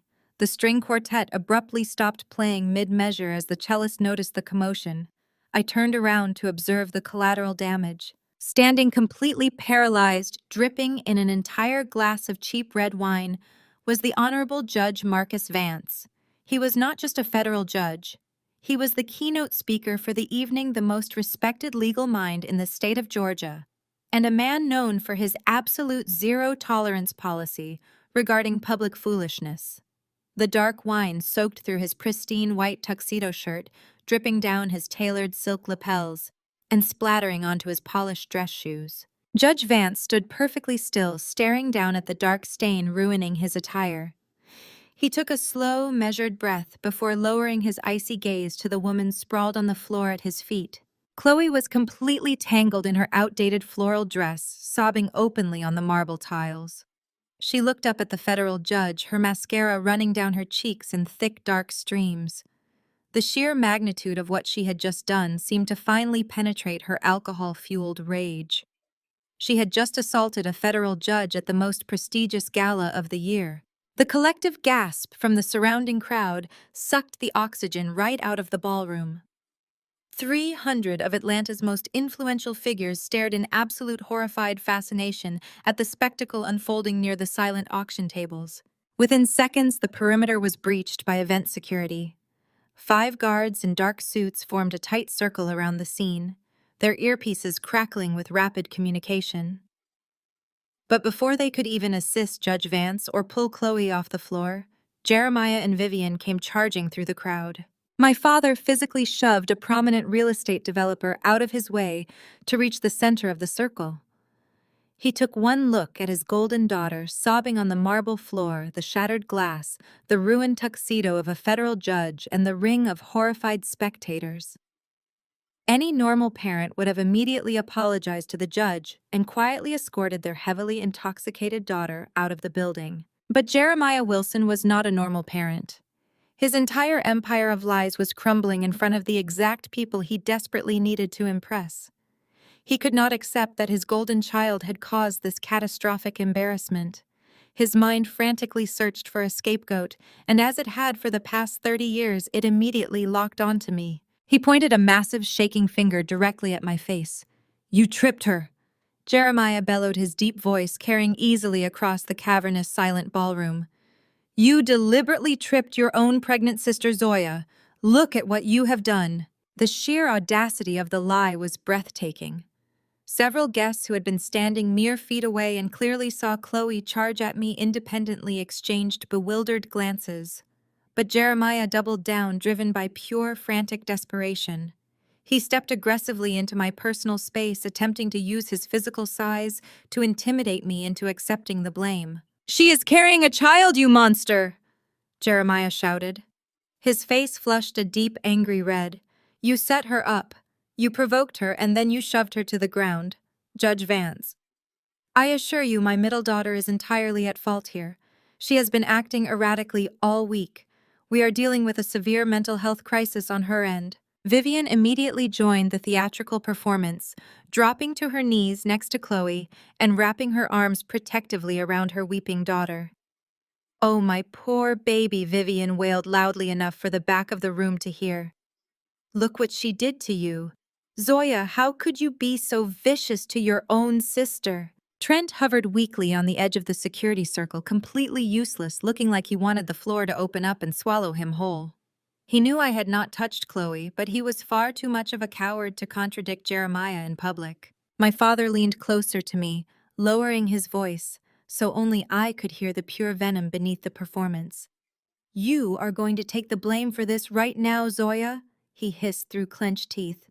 "You are going to apologize to the judge and tell everyone you bumped into her, or I swear to God, I will drag you through the courts until you are utterly bankrupt and begging on the street." I looked at my father. I looked at the man who had spent his entire life demanding excellence while secretly underwriting fraud and celebrating mediocrity. He actually thought I would fall on my sword to protect his fragile ego.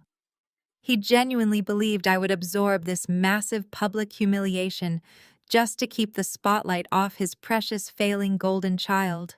I did not raise my voice. I did not engage in a screaming match.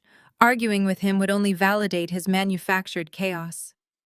I simply looked past Jeremiah and made direct eye contact with Marcus, my personal head of corporate security, who had quietly stepped into the room the moment the glass shattered. Marcus gave me a single imperceptible nod, indicating that my private security team had secured the exits. I turned my attention to the federal judge, who was currently being handed a damp cloth by a frantic catering manager. "Judge Vance," I said, my voice projecting crisp and clear, cutting effortlessly through Jeremiah's desperate ranting. "I sincerely apologize for this disturbance. My firm is the platinum sponsor of this event, and I guarantee you the security team will ensure these highly unauthorized individuals are immediately removed from the premises so you can enjoy the rest of your evening in peace." Judge Vance paused, dabbing at his ruined lapel. He looked at me, then looked down at Jeremiah, who was standing over Chloe with his mouth hanging open in complete shock. The judge gave me a curt, appreciative nod, stepping back to let the security guards move in. Jeremiah's face turned a dangerous shade of purple. "Unauthorized individuals," he choked out, his voice trembling with unbridled rage. "We are on the VIP guest list. You cannot kick us out of a public gala. I will sue this entire establishment." I smiled, a sharp, cold expression that did not reach my eyes. "You were on the guest list, Dad," I replied smoothly. "But this event belongs to the sponsors. And right now, I own the room. You are leaving immediately. I completely turned my back on my father.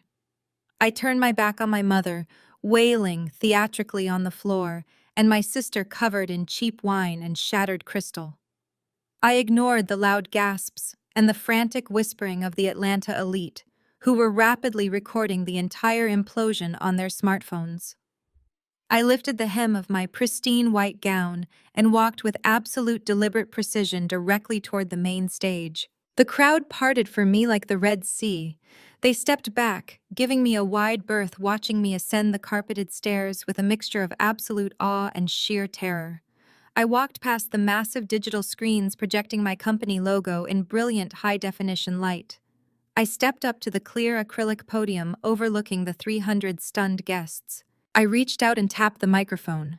The sharp rhythmic thud echoed through the massive speaker system, instantly silencing the last remaining whispers in the grand ballroom.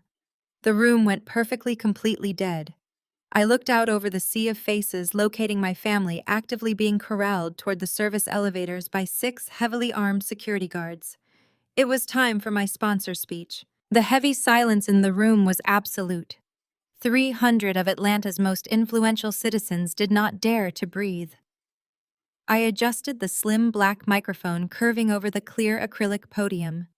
The speakers emitted a faint, sharp whine before settling into perfect clarity. I looked down into the crowd. Directly in the front row sat Mayor Reed, holding a half-empty glass of bourbon. 2 tables over Pastor Williams from our family's massive megachurch was leaning forward, his hands steepled under his chin. These were the people Jeremiah had spent 30 years courting. These were the power brokers he had desperately tried to impress by projecting an image of flawless prosperity. And they were all staring completely transfixed at the woman he had spent his entire life minimizing. I glanced toward the back of the ballroom. Marcus and his security team had halted their progression. They were holding my family perfectly captive right in front of the polished brass service elevators. Jeremiah, Vivian, Chloe, and Trent were forced to stand there, unable to flee, unable to hide, and utterly powerless to stop what was about to happen. "Good evening," I began, my voice ringing out with a calm, chilling authority. "I am Zoya Wilson, Chief Executive Officer of Vanguard Cyber Defense, and I am incredibly proud to serve as your premier platinum sponsor tonight." A smattering of polite applause rippled through the front tables, but it died quickly. The audience was too captivated by the lingering tension to focus on standard corporate pleasantries. In the cybersecurity industry, we deal constantly with the concept of the zero-day exploit. I continued gripping the edges of the podium.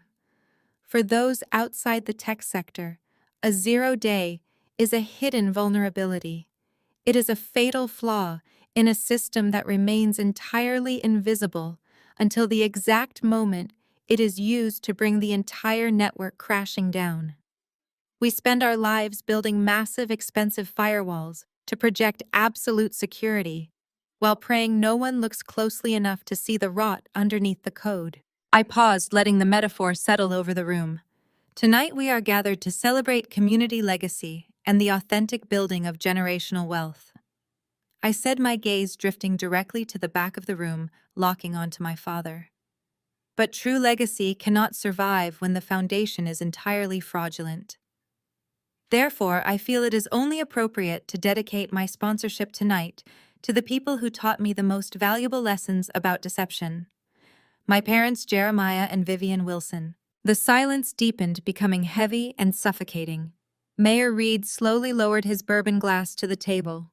Pastor Williams frowned, his brow furrowing in confusion. "I want to publicly thank my family for their recent and incredibly generous attempt to rehome my personal assets," I stated, the words slicing through the air with surgical precision.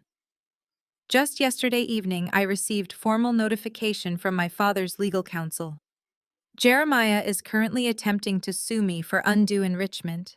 He is aggressively petitioning the civil court to seize the $400,000 proceeds from the sale of my downtown condominium. He claims that I owe this money to my sister Chloe. He claims I made an oral contract to hand over my home to save her from her current circumstances. A collective sharp gasp echoed across the ballroom. The society wives who had just been whispering about Chloe's ruined dress now stared at me in absolute shock. Suing your own daughter for her real estate profits was a violation of every unspoken rule of high society decorum. It reeked of absolute desperation. Now I understand that many of you are confused. I continued, my tone remaining dangerously polite. My father has spent the last year bragging in this very room about my brother-in-law Trent and his phenomenal tech startup. He has regaled you with stories of their massive suburban estate and their endless venture capital funding. So you might be wondering why a supposed millionaire is currently suing his middle daughter for her apartment money. I leaned slightly closer to the microphone. The answer is transparency, I announced. The truth is, Trent's company went bankrupt 8 months ago. The truth is, my parents secretly drained $500,000 of equity from their own retirement to cover his massive debts, keeping the failure hidden from all of you. And the truth is that despite their desperate bailout, Trent and Chloe were officially evicted and locked out of their foreclosed Alpharetta mansion 3 weeks ago. They are currently residing in a roadside motel off the interstate. The ballroom completely fractured. The gasp this time was not just surprise, it was a visceral shockwave of scandalized horror. Mayor Reed's jaw physically dropped open. Pastor Williams covered his mouth with his hand. The Atlanta elite turned violently in their seats, twisting their necks to look at the back of the room where Jeremiah and Vivian were standing. Jeremiah looked as if he had been struck by lightning. His broad shoulders sagged, and the commanding, terrifying patriarch who had ruled my childhood completely vanished. He was suddenly just a desperate aging man exposed in front of every single peer he had ever tried to dominate. Vivian was visibly trembling, gripping Trent's arm to keep herself upright. Because my family values charity so deeply, I will not be bullied into an out-of-court settlement, I declared, raising my voice just enough to cut through the rising tide of frantic whispers. Instead, I have decided to honor their intense focus on my financial portfolio. I gestured to the massive digital screens flanking the stage. Right on cue, Maya executed the command I had given her earlier. The screens flashed, transitioning from my company logo to a massive digitally verified bank transfer receipt. Effective immediately. Vanguard Cyber Defense is making a corporate donation of exactly $400,000, I announced, the monetary figure booming through the speakers. I am giving the precise value of my condominium to the Atlanta Women's Sanctuary. It is an incredible local charity that provides emergency housing and legal representation for women facing sudden catastrophic eviction and severe financial abuse. The room erupted into a deafening mix of stunned murmurs and hesitant applause. The philanthropy was undeniable, but the sheer brutal targeting of the gift was breathtaking. I am making this donation publicly and proudly. I concluded, my eyes boring a hole directly into Chloe's tear-streaked face at the back of the room. And I am explicitly dedicating this $400,000 gift to my sister Chloe and her husband Trent to assist with their current and very difficult housing transition. May they find the exact level of comfort and security that they have spent their lives offering to me. I stepped back from the acrylic podium. I did not drop the microphone. I did not scream or shout. I simply turned my back on the audience and walked toward the VIP tables with the cool, unbothered grace of an executioner leaving the scaffold. The illusion was entirely shattered. The golden facade had been reduced to absolute public rubble in less than 5 minutes. The photographers who had been capturing the gala's elegance suddenly pivoted en masse. A dozen harsh white flashbulbs fired in rapid succession, illuminating the back of the room. They captured Chloe sobbing hysterically into her ruined wine-soaked dress. They captured Trent staring blankly at the floor, completely devoid of his arrogant charm. But the most devastating image was of my father, Jeremiah Wilson, the man who demanded absolute perfection, the man who threatened to destroy my reputation, was leaning heavily against the brass frame of the service elevator. His face had gone a terrifying ashen gray. He reached up with a trembling hand, clutching the fabric of his tuxedo tightly over his chest. He staggered, a short, shallow breath ripping from his throat as the sheer, overwhelming weight of his complete social annihilation finally crushed him. The morning after the gala, the silence in my penthouse felt distinctly different. It was not the heavy, suffocating silence of holding my breath waiting for the next family attack. It was the crisp, clean silence of absolute victory. I stood by my kitchen island pouring a fresh cup of dark roast coffee and watched the winter sun rise over the Atlanta skyline. The city looked completely unchanged, but my entire world had been fundamentally rewritten. I had finally severed the infected limb, and the relief was intoxicating. My secure smartphone vibrated against the granite countertop exactly at 8 o'clock. It was Eleanor. My lead corporate counsel operated with the precision of a Swiss watch, and I knew she was calling with the morning casualty report. I tapped the screen to answer, placing her on speakerphone as I leaned against the counter. "Good morning, Zoya." Eleanor said, her voice practically purring with professional satisfaction. "I wanted to give you the official update before you headed into the office. The frivolous lawsuit filed by your father has been entirely neutralized." I took a slow sip of my coffee, letting the heat warm my chest. "Tell me exactly how it happened." "It was a textbook financial implosion," Eleanor explained. "When we filed the aggressive countersuit yesterday and petitioned the court to freeze Jeremiah's liquid assets pending the discovery process, we triggered an automatic hold on his primary checking accounts.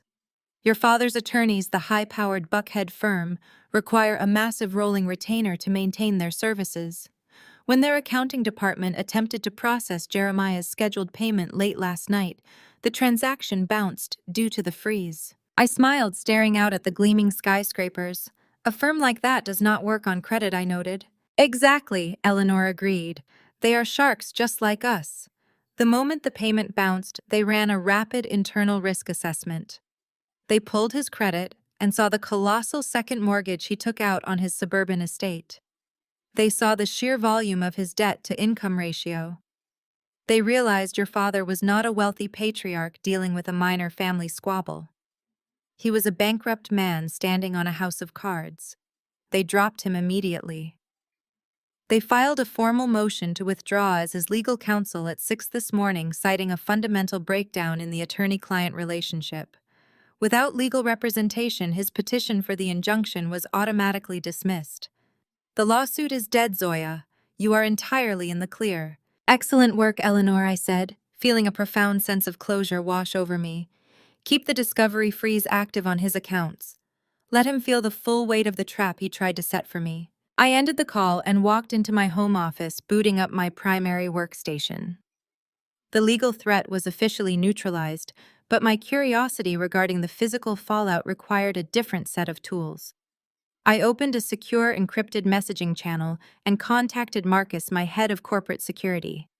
I instructed him to run a discreet background sweep on the current whereabouts of my sister and her husband. Marcus was a former intelligence officer who viewed information gathering as an art form. It took him less than 45 minutes to compile a comprehensive digital dossier tracking the immediate aftermath of the gala. I opened the file on my large monitor and began to read through the absolute wreckage of the golden couple. The fallout was biblical in its scope. Trent had finally reached the absolute limit of his cowardice. The gala had completely shattered the protective bubble of Jeremiah's perceived wealth. Everyone in the Atlanta business community now knew that Trent was a fraudulent, bankrupt failure. And more importantly, Trent knew that Jeremiah no longer had the financial resources to protect him. The $500,000 bailout money was gone. His reputation was incinerated. There was no more seed funding, no more luxury leases, and no more wealthy father-in-law to hide behind. So Trent ran. According to Marcus's digital tracking, Trent had returned to the cheap roadside motel with Chloe immediately after the gala. While Chloe was incapacitated by her hysterical sobbing and the heavy consumption of alcohol, Trent had quietly packed a single duffel bag. He emptied the remaining $400 in cash from Chloe's designer purse, ordered an economy rideshare to the Greyhound bus terminal, and purchased a one-way ticket to Central Florida. He had completely abandoned his pregnant wife in the middle of the night, fleeing the state to escape the crushing reality of his creditors and the absolute fury of my father. He left Chloe with nothing but her ruined white wine-stained dress and a mountain of catastrophic debt. I read the next section of the security report detailing Chloe's current reality. and I felt a cold, clinical detachment. Chloe had woken up alone in a dingy motel room with the harsh morning light exposing the miserable truth of her existence. When she dragged herself down to the motel lobby to blindly swipe her credit card for another week of lodging, she hit a brick wall. Every single piece of plastic in her wallet declined. Trent's bankruptcy had finally triggered the systematic closure of their joint credit accounts. Her premium status cards, her department store accounts, and her emergency reserves were all entirely maxed out or frozen by aggressive collection agencies. The motel manager, entirely unsympathetic to her tears and demands to speak to a manager, handed her an immediate eviction notice. She had exactly 2 hours to vacate the premises, or the local police would be called to remove her for trespassing. The golden child, the woman who had spent her entire life mocking my sensible shoes and demanding I surrender my home to fund her luxury, was now completely broke, abandoned by her fraud of a husband, and facing imminent removal from a $50 a night motel room. She had nowhere to go. She could not call her wealthy friends because they had all watched her attack a federal judge the night before. She could not retreat to the safety of our parents' sprawling suburban estate because Jeremiah and Vivian were currently fighting their own apocalyptic battle for survival. With his bank accounts temporarily frozen by Eleanor's legal maneuvering, Jeremiah was completely paralyzed. He could not pay his country club dues. He could not make the massive impending payment on the second mortgage that was slowly eating his home alive. His phone, which usually rang endlessly with invitations from mayors and corporate executives, was completely silent. The community he had spent 30 years desperately courting had unilaterally cut him off. They were social pariahs trapped in a massive, expensive house they could no longer afford to maintain. I closed the security dossier and leaned back in my chair. The cycle of abuse, the endless gaslighting, the relentless demands for my compliance had all been systematically dismantled in less than 24 hours. I had not destroyed them. I had simply held up a mirror to their own terrible choices and let the reflection burn their empire to the ground. I spent the next several hours engrossed in my work reviewing threat neutralization protocols for a banking client in London. The rhythmic clacking of my keyboard was the only sound in the apartment, keeping me grounded in the reality I had built with my own 2 hands. Around 2 in the afternoon, the weather in Atlanta shifted dramatically. A heavy, dark storm front rolled in from the west, plunging the city into an unnatural twilight. Thick gray clouds blocked out the sun, and a torrential freezing rain began to batter against the thick glass of my penthouse windows. I was just finishing a complex string of code when a sharp, melodic chime echoed through the quiet apartment. I paused, my fingers hovering over the keyboard. It was the alert from my private ground-floor security entrance. My building required biometric clearance to even access the elevator lobby, meaning whoever was down there had bypassed the outer concierge desk and was standing directly outside my private secure access door in the pouring rain. I reached across my desk and tapped the security application on my secondary monitor. The high-definition camera feed flickered to life, displaying the exterior of my private entrance. I stared at the screen, completely silent. Standing on the slick, wet concrete, completely exposed to the freezing torrential downpour, was my mother. Vivian Wilson was entirely unrecognizable. The woman who had marched into my corporate office yesterday, draped in pearls and radiating an impenetrable maternal superiority, was gone. She was not wearing a tailored designer coat or carrying a luxury handbag. She was wearing a simple, dark raincoat that was completely soaked through, clinging to her shivering frame. Her perfectly coiffed hair was plastered flat against her skull, ruined by the heavy rain. She stood alone, looking up at the security camera with a desperate, haunting vulnerability. She was not demanding entry. She was not banging on the glass or shouting threats. She was just standing there, shivering violently, her hands clasped tightly together against her chest. I watched as her shoulders hitched. I zoomed in on the camera feed, enhancing the resolution. Rainwater was pouring down her face, but underneath the cold deluge, I could see the unmistakable tracks of genuine, absolute despair. She was crying, real, ugly, agonizing tears. The matriarch who had enabled every cruelty, the woman who had stood silently by while my father called me a failure, the mother who had demanded I set myself on fire to keep her golden child warm, was standing on my doorstep completely broken. She had nowhere else to turn. The entire fraudulent structure of her life had collapsed around her, and she had dragged herself through a winter storm to seek shelter from the daughter she had spent 30 years pushing away. I tapped the icon on my secondary monitor, disengaging the primary biometric locks on the ground floor. The heavy reinforced security doors clicked open, allowing my mother to step out of the freezing torrential downpour and into the pristine marble lobby of my building. I did not rush to the elevator bank with a warm towel or a blanket. I simply walked out to my private foyer and waited. The silver doors slid open a minute later, revealing the total destruction of Vivian Wilson. Puddles of dirty rainwater immediately formed around her expensive but ruined leather boots, soaking into my imported Turkish runner rug. She stood shivering violently, her teeth chattering, her usually flawless makeup running down her face in dark, jagged lines. She looked around the immaculate space, taking in the quiet luxury I had built entirely without her help. Then her knees simply buckled. She collapsed onto the floor, weeping with a raw, guttural intensity that echoed sharply against the high ceilings. I stood perfectly still, watching the matriarch of our family reduce herself to a trembling pile of soaked fabric. "Zoya," she gasped out, her voice cracking and hoarse. "You have to help us, please. I have absolutely nowhere else to go." I crossed my arms, remaining standing. "Explain to me exactly why you are ruining my rug, Mother." Vivian let out a ragged sob, burying her face in her hands. "It is all gone," she wailed, rocking back and forth on the hard floor. "Every single penny. Trent destroyed us. He lied to your father about the venture capital.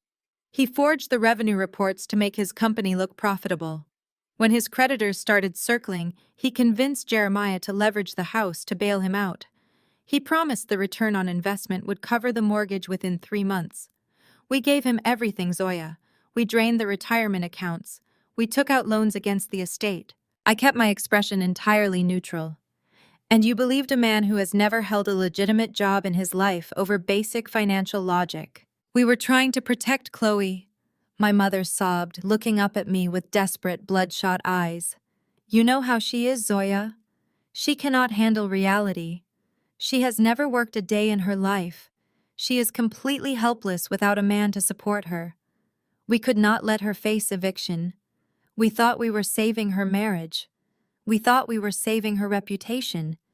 And instead you financed a massive corporate fraud," I stated coldly. "Where is the golden child now?" "Trent abandoned her." Vivian choked out, fresh tears streaming down her face. "He emptied her purse and got on a bus to Florida. Chloe is stuck at that awful motel, screaming at the staff and refusing to understand that her credit cards are frozen. She keeps calling your father, demanding he send a private car for her, but Jeremiah cannot even afford to put gas in his Mercedes. The bank is foreclosing on our house, Zoya. The auction notice was posted on our front door this morning. We are going to be homeless. You have to give us a loan, just enough to clear the arrears and keep the house. I will pay you back. I swear it, Jeremiah will pay you back." I looked down at the woman who had spent my entire childhood telling me I was inadequate. I looked at the mother who had stood in my corporate office just yesterday, draped in pearls, and demanded I surrender my downtown condominium to fund her favorite daughter's delusions. I walked over to the sleek mahogany console table in the hallway. I did not reach for my checkbook. I did not open my banking application to wire her emergency funds. Instead, I opened the top drawer and pulled out a thick black leather portfolio. Eleanor, my lead corporate counsel, was exceptionally efficient. She had anticipated this exact scenario the moment Jeremiah's retainer check bounced. She knew the foreclosure notice was imminent, and she knew they would eventually crawl to my doorstep when every other avenue of credit was exhausted. I walked back over to my mother and dropped the heavy portfolio directly onto the floor in front of her shivering knees. "I am not a bank, Mother," I said, my voice calm and devoid of any emotional warmth. "I do not issue personal loans to high-risk debtors who have a proven history of underwriting fraudulent tech startups. Vivian stared blankly at the black leather. "What is this?" she whispered. "This is reality," I replied. "Open it." My mother reached out with trembling wet fingers and unzipped the portfolio.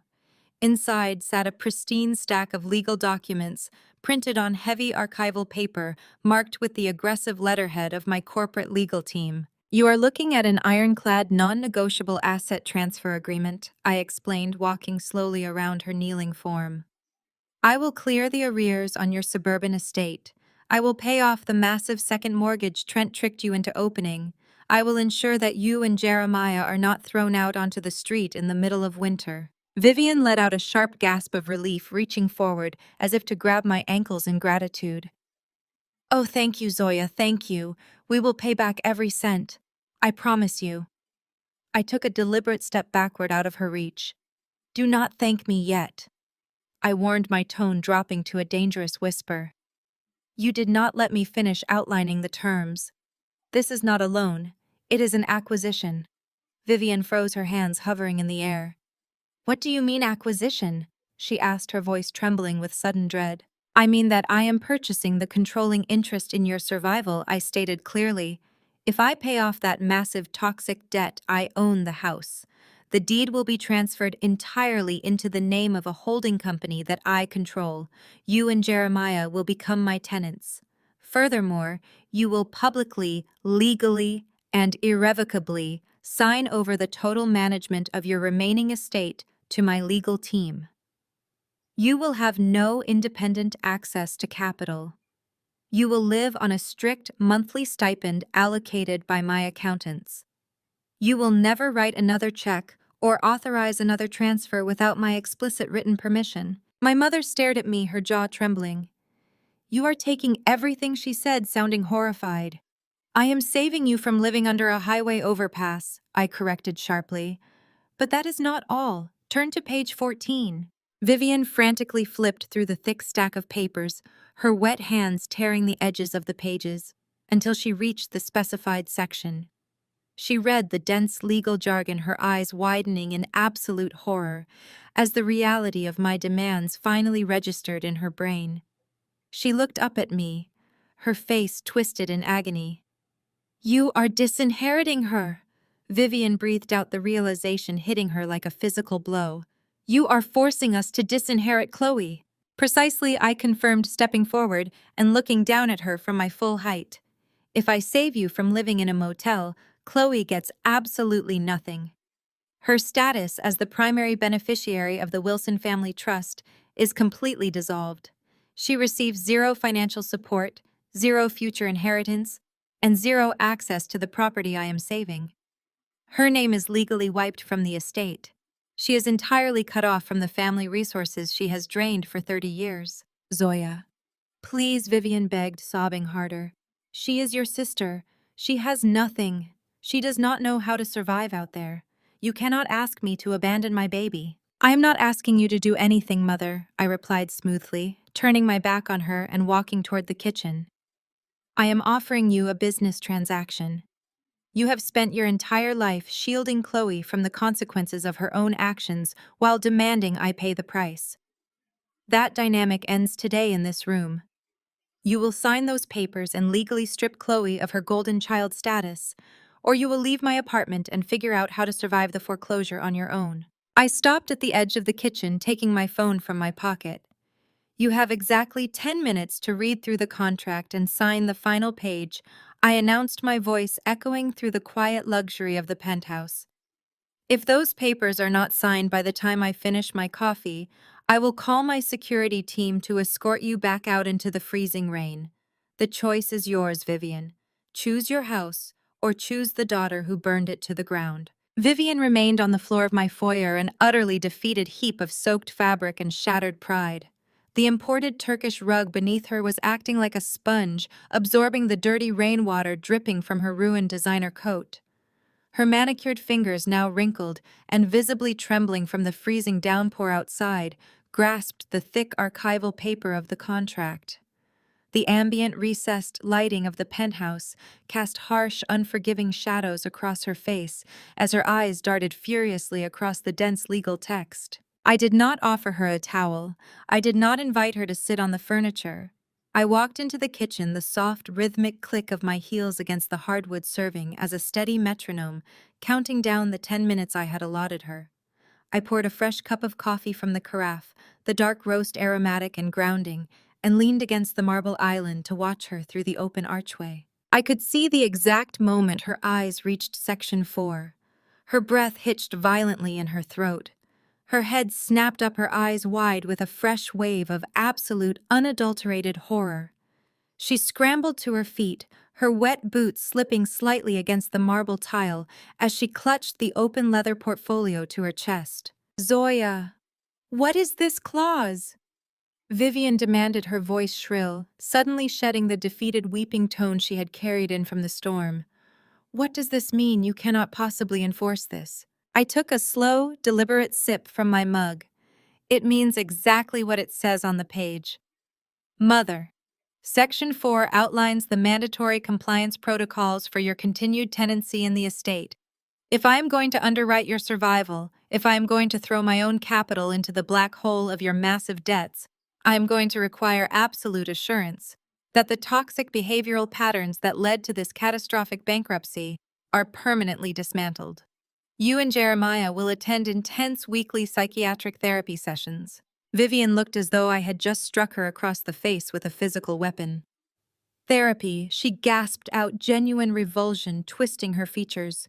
"You are forcing us into psychological evaluations. We are respected members of the community. We are the victims of a scam. We do not need to be analyzed like common criminals." The sheer arrogance of her statement, delivered while she stood dripping wet in my foyer begging for a financial bailout, was astounding. "You underwrote a $500,000 corporate fraud to protect your own fragile ego," I reminded her coldly. "You are currently facing public ruin and the loss of your primary residence because you refused to admit your golden son-in-law was a failure. Your judgment is not just flawed, it is demonstrably destructive. The therapy is non-negotiable. The focus will be specifically on your narcissistic personality traits, your financial enabling, and the systematic emotional abuse you have perpetrated against me for the last 3 decades." She opened her mouth to argue, but I cut her off. "Furthermore, your attendance and progress will be strictly monitored by Eleanor and my legal team. The therapist will submit weekly compliance reports directly to my office. If you miss a single session, or if the court-appointed therapist reports that you are failing to engage honestly with the process, your monthly stipend will be instantly frozen. A second violation will result in a 30-day eviction notice. You will comply, or you will be homeless." I watched her pride war violently with her sheer desperation. For 30 years, Vivian Wilson had completely controlled the family narrative. She had dictated who was worthy and who was lacking. She had built an entire reality where Chloe was the flawless, radiant golden child, and I was the bitter, ungrateful, invisible disappointment. Now, I was forcing her to sit in a room with a licensed professional and legally dismantle that delusion piece by piece, week after week. It was a punishment far worse than simple financial ruin. It was the total annihilation of her ego. She paced the foyer, her wet boots squeaking harshly against the stone tile. Her mind was racing, desperately searching for a loophole, a way to manipulate the situation back into her favor. She could not accept the absolute loss of control. She stopped pacing and turned back to me, her eyes welling with fresh, calculated tears. She was shifting tactics, abandoning the righteous outrage and deploying her ultimate emotional weapon. "Zoya, please, you have to be reasonable," Vivian pleaded, her voice trembling with a heavily manufactured fragility. "I understand you are angry. I understand you feel overlooked, and maybe your father and I made mistakes. We were blind, we admit that now. But you cannot do this to Chloe. You cannot strip her name from the trust entirely." She stepped closer to the edge of the kitchen, gesturing frantically with her free hand, the contract flapping in her grip. "Think of the innocent grandchildren, Zoya. Trent is gone. He abandoned them in the middle of the night like a coward. Chloe is sitting in a filthy, dangerous motel room with 2 babies and absolutely nothing to her name. She has no education, no work experience, no concept of how to provide for them. She is utterly helpless without a man to support her. If you take away her inheritance, if you cut off her access to the family estate and publicly transfer everything to your management, you are punishing those innocent children. They will grow up in poverty. They will have nothing. How can you be so utterly heartless to your own niece and nephew? I set my coffee mug down on the marble counter with a sharp, definitive clink. Do not dare use those children as a human shield to protect your own failures, Mother. I warned, my voice dropping to a lethal quiet register. I walked slowly out of the kitchen and back into the foyer, closing the distance between us until I was standing mere feet from her shivering frame. Those children are currently sleeping in a roadside motel because you and Jeremiah decided to fund a criminal enterprise rather than force your golden daughter to get a job. You enabled Chloe's profound incompetence her entire life. You celebrated her vanity, you funded her endless delusions, and you actively encouraged her to marry a charismatic con artist simply because he looked good in a tuxedo and drove a leased sports car. You built a woman who is completely incapable of functioning in the real world. Throwing more unearned wealth at Chloe will not save those children. It will only fund her next disastrous, impulsive decision. Vivian shook her head, tears streaming down her face, her carefully constructed maternal mask completely dissolving into pure panic. "She is your sister," she sobbed loudly, clutching the portfolio to her chest. "She is blood. You have more money than you could ever spend. You own multiple properties. You own a multi-million-dollar corporation. You can afford to give her a small allowance, just a fraction of the trust, just enough to keep her out of the shelters and feed her babies. You owe your family that much compassion." "I owe this family absolutely nothing," I stated, my words cutting through her hysterics with surgical precision. For 30 years, my contributions were ignored, my achievements were minimized. I was repeatedly told I lacked grace, lacked charm, and lacked value. When I built my company from the ground up, working 90-hour weeks, Jeremiah called it a cute little hobby. When Trent drove his startup into a ditch, Jeremiah mortgaged his own home to save him. You made your investments, Vivian. You backed the golden child and you lost everything. I will not finance the continuation of your mistakes. The terms of the acquisition are absolute and final. Chloe is permanently removed from the trust, she is legally barred from the property, and she will finally learn how to survive on her own, just like I did. Vivian stood completely paralyzed, the heavy leather portfolio drooping in her weakened hands. The harsh reality was finally crushing the very last remnants of her arrogance. There was no negotiation to be had. There was no emotional leverage left to pull. The false narrative had been entirely burned away, leaving only the cold, hard mathematics of survival. She looked down at the documents, her tears spotting the crisp white pages, blurring the ink. She knew she had lost. She knew that signing that contract meant admitting total unconditional defeat. It meant acknowledging that I, the daughter she had deemed entirely worthless, was now the absolute master of their fate. I checked my watch. The 10-minute window I had established was rapidly closing. I walked past my mother, moving toward the expansive living room that overlooked the rain-swept Atlanta skyline. I stepped up to the sleek, heavy glass coffee table centered in the room. I reached inside the breast pocket of my tailored blazer and pulled out a heavy silver-plated fountain pen. I turned around to face the foyer. Vivian was still standing there, dripping wet, clutching the portfolio like a lifeline, her eyes wide with terror and defeat. I held her gaze, offering no warmth, no sympathy, and no compromise. I slowly lowered my hand and placed the silver pen onto the surface of the glass table. The heavy metallic tap echoed sharply through the silent penthouse. "Sign it," I said, my voice echoing with absolute unforgiving finality, "or the bank takes the house on Monday." The heavy silver fountain pen sat on the glass coffee table, reflecting the dim ambient light of the penthouse. It represented the absolute total surrender of Vivian Wilson. For a full minute, the only sound in the massive room was the harsh, driving rhythm of the freezing rain battering against the floor-to-ceiling windows. Vivian stared at the pen as if it were a venomous snake. Her chest heaved beneath her soaked, ruined raincoat. I watched the complex, violent calculations happening behind her bloodshot eyes. To sign that document meant relinquishing the very core of her identity. It meant accepting that her golden daughter was a catastrophic failure. It meant acknowledging that I, the daughter she had spent 30 years attempting to erase, was her sole savior. But most importantly, it meant surrendering control. A narcissist can survive bankruptcy. They can survive public humiliation. They can even survive the loss of their social standing if they can spin a compelling narrative of victimhood. But they cannot survive being managed. They cannot survive being held accountable by someone they view as fundamentally inferior. Vivian slowly pulled her trembling hands away from the leather portfolio. She stood up straight, ignoring the puddle of dirty rainwater pooling around her boots. The desperate weeping mother routine vanished in an instant, replaced by a cold, rigid fury. Her upper lip curled into a sneer of pure, unadulterated contempt.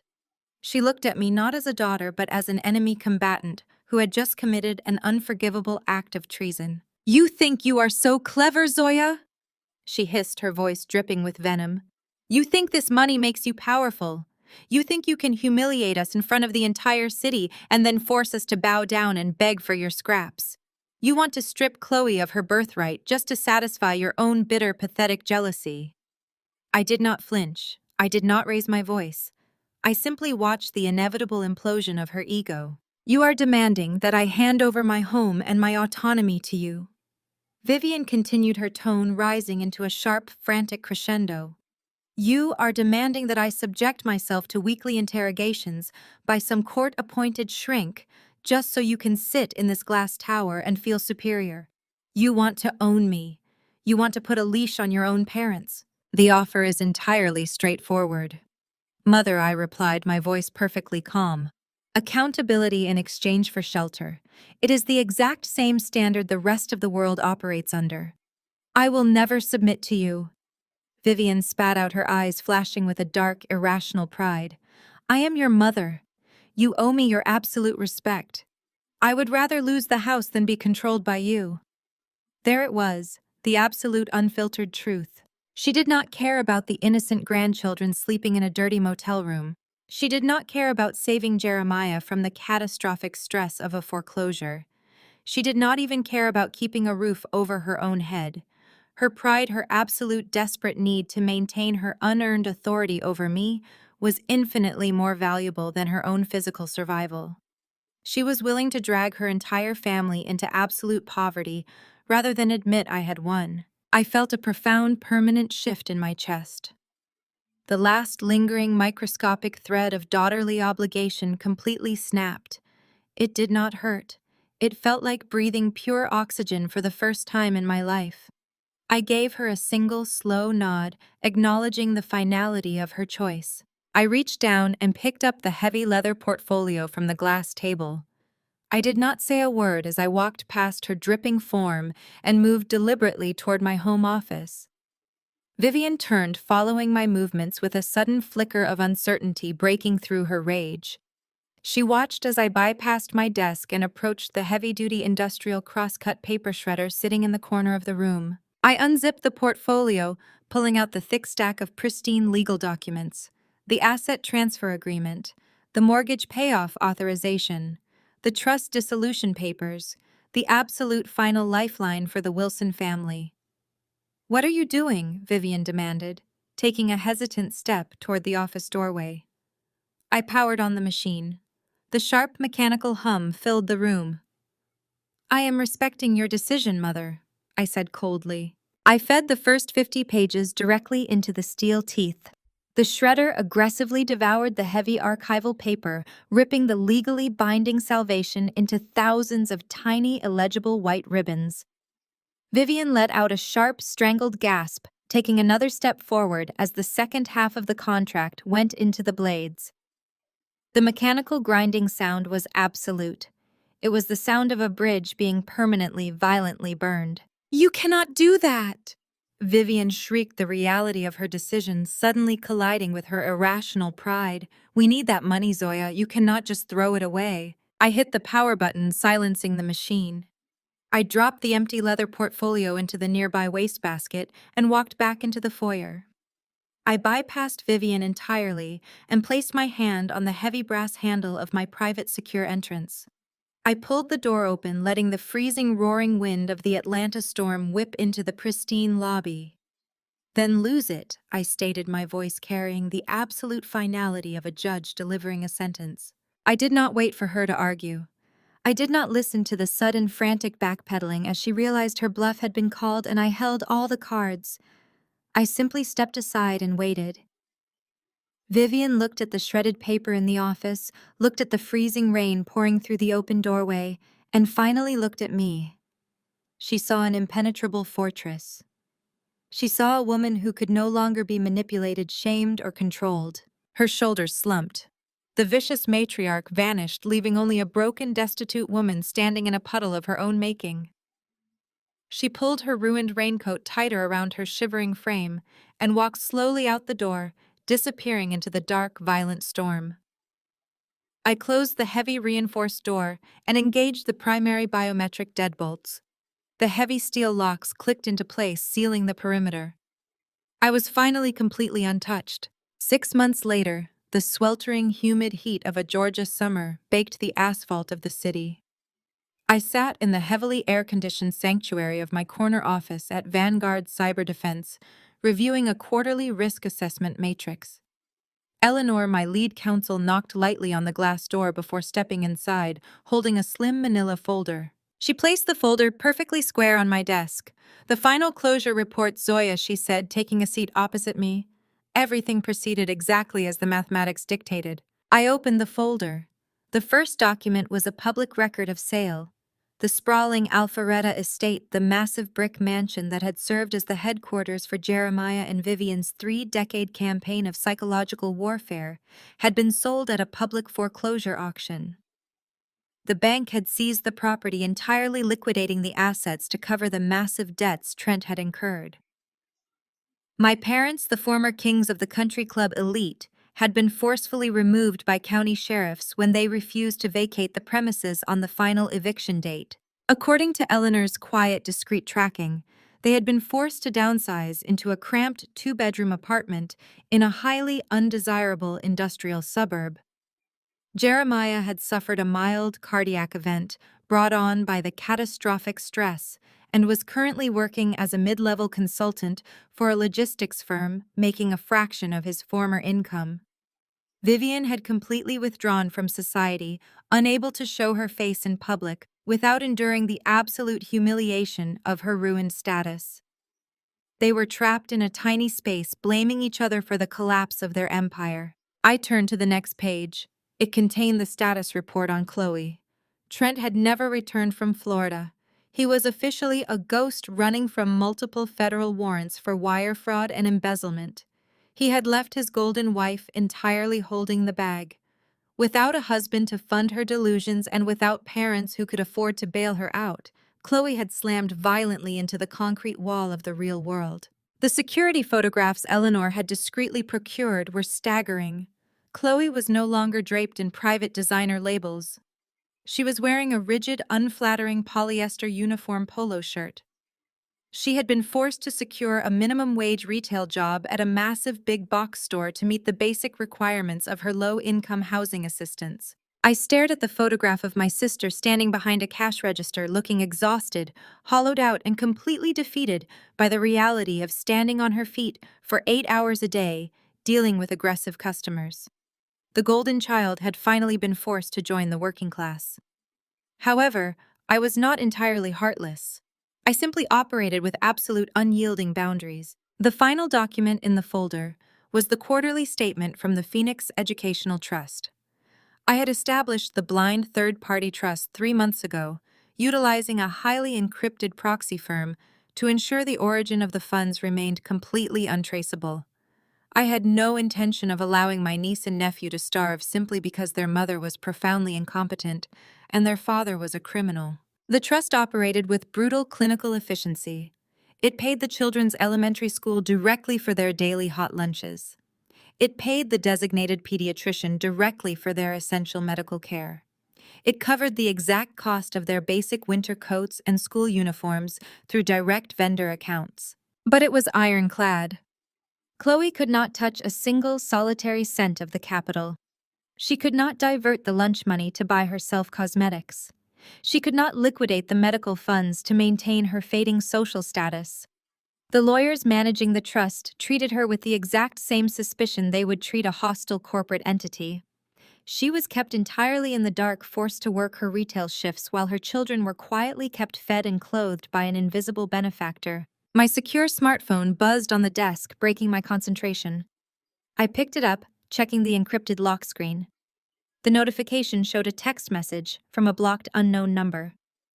The internal firewall immediately flagged it, analyzing the unverified metadata. I tapped the screen, opening the message. Zoya. Please, it is Chloe. I borrowed a phone from a girl at work. Mom said you wouldn't help them, but I am begging you. I can't do this anymore. My feet are bleeding. I can't pay the electric bill. I am so sorry for everything I ever said to you. I was stupid and I was wrong. Please, let the kids and me come stay in your guest room. Just for a month until I get on my feet. Please, Zoya. I am your sister. I read the message twice, analyzing the syntax. It was a masterpiece of desperate manipulation. It hit every required note, offering a vague blanket apology, leveraging the innocent children, and appealing to a sense of biological obligation that no longer existed. A year ago, this message would have sent me into a spiral of guilt and anxiety. I would have agonized over my responsibilities, trying to find a way to fix a situation I had not broken. Now I felt absolutely nothing. The emotional blackmail simply bounced off the reinforced titanium of my psychological defenses. I did not type a response. I did not engage. I tapped the contact menu, selected the permanent block protocol, and deleted the message entirely from the server. 1 year after the infamous Winter Gala, the crisp, clear autumn air settled over the Atlanta skyline. I stood on the expansive, wraparound balcony of my penthouse, resting my hands on the cool glass railing, and watched the city lights flicker to life below. The ambient hum of traffic was a distant, muted soundtrack, entirely drowned out by the warm, genuine laughter echoing from my dining room. It was Thanksgiving. For the first 30 years of my life, this holiday had been an absolute psychological war zone. It had been a suffocating performative dinner where I was forced to sit in silence while Jeremiah carved the turkey and Vivian pointed out every flaw in my career trajectory.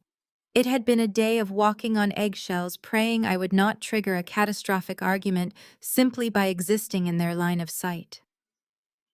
Tonight, the atmosphere was entirely different. I turned away from the skyline and looked back into my home. The massive custom mahogany dining table was not filled with toxic blood relatives harboring secret resentments. It was filled with my chosen family. Eleanor was sitting at the head of the table, pouring a glass of vintage Cabernet and arguing passionately about international corporate law with Marcus, my head of security. Maya, my executive assistant, was laughing hysterically at a story being told by my lead software engineer. Seated near the center of the table were two senior tech executives who had mentored me during the hardest years of building Vanguard cyber defense. They were the people who had seen my absolute worth when I had nothing but a laptop and an unyielding drive to succeed. There were no forced smiles. There was no transactional affection. There were no hidden agendas or desperate attempts to maintain a fraudulent social image. It was just a room full of brilliant, loyal, supportive people who respected me entirely for who I was and what I had built. I picked up my phone from the small patio table, checking the time. A new notification popped up on the lock screen. The carrier system flagged a blocked voicemail that had been automatically routed to the spam server. The caller ID confirmed it was Jeremiah. He was likely sitting in his cramped apartment, dialed a number he knew was blocked, hoping the sheer emotional weight of the holiday would compel me to check the hidden messages. He was likely preparing to deliver a tearful monologue about forgiveness, family bonds, and the necessity of bringing the family back together in their time of need. I looked at the notification. The man who had threatened to destroy me, the mother who had demanded my total submission, and the sister who had treated me like dirt were out there living the exact lives their choices had purchased for them. I smiled, a genuine, relaxed expression that reached all the way to my eyes. I swiped left on the notification, permanently deleting the voicemail without listening to a single second of the audio. I tossed the encrypted phone carelessly onto the patio cushion, disconnecting entirely from the past. I picked up my crystal flute of champagne from the railing and walked back inside, joining the warmth and light of my dining room. I raised my glass to the people who truly mattered, celebrating the peace, the quiet, and the incredibly sweet, enduring taste of absolute freedom. The most profound lesson from this story is that true freedom comes from within, not from conforming to toxic expectations. Blood relations do not entitle anyone to your peace, resources, or sanity. For years, the protagonist sought validation from a family that weaponized her achievements while enabling her sister's incompetence. By establishing ironclad boundaries and refusing to finance her own destruction, she finally broke the generational cycle of abuse. True family is never determined by genetics alone. It is forged through mutual respect, accountability, and unconditional support.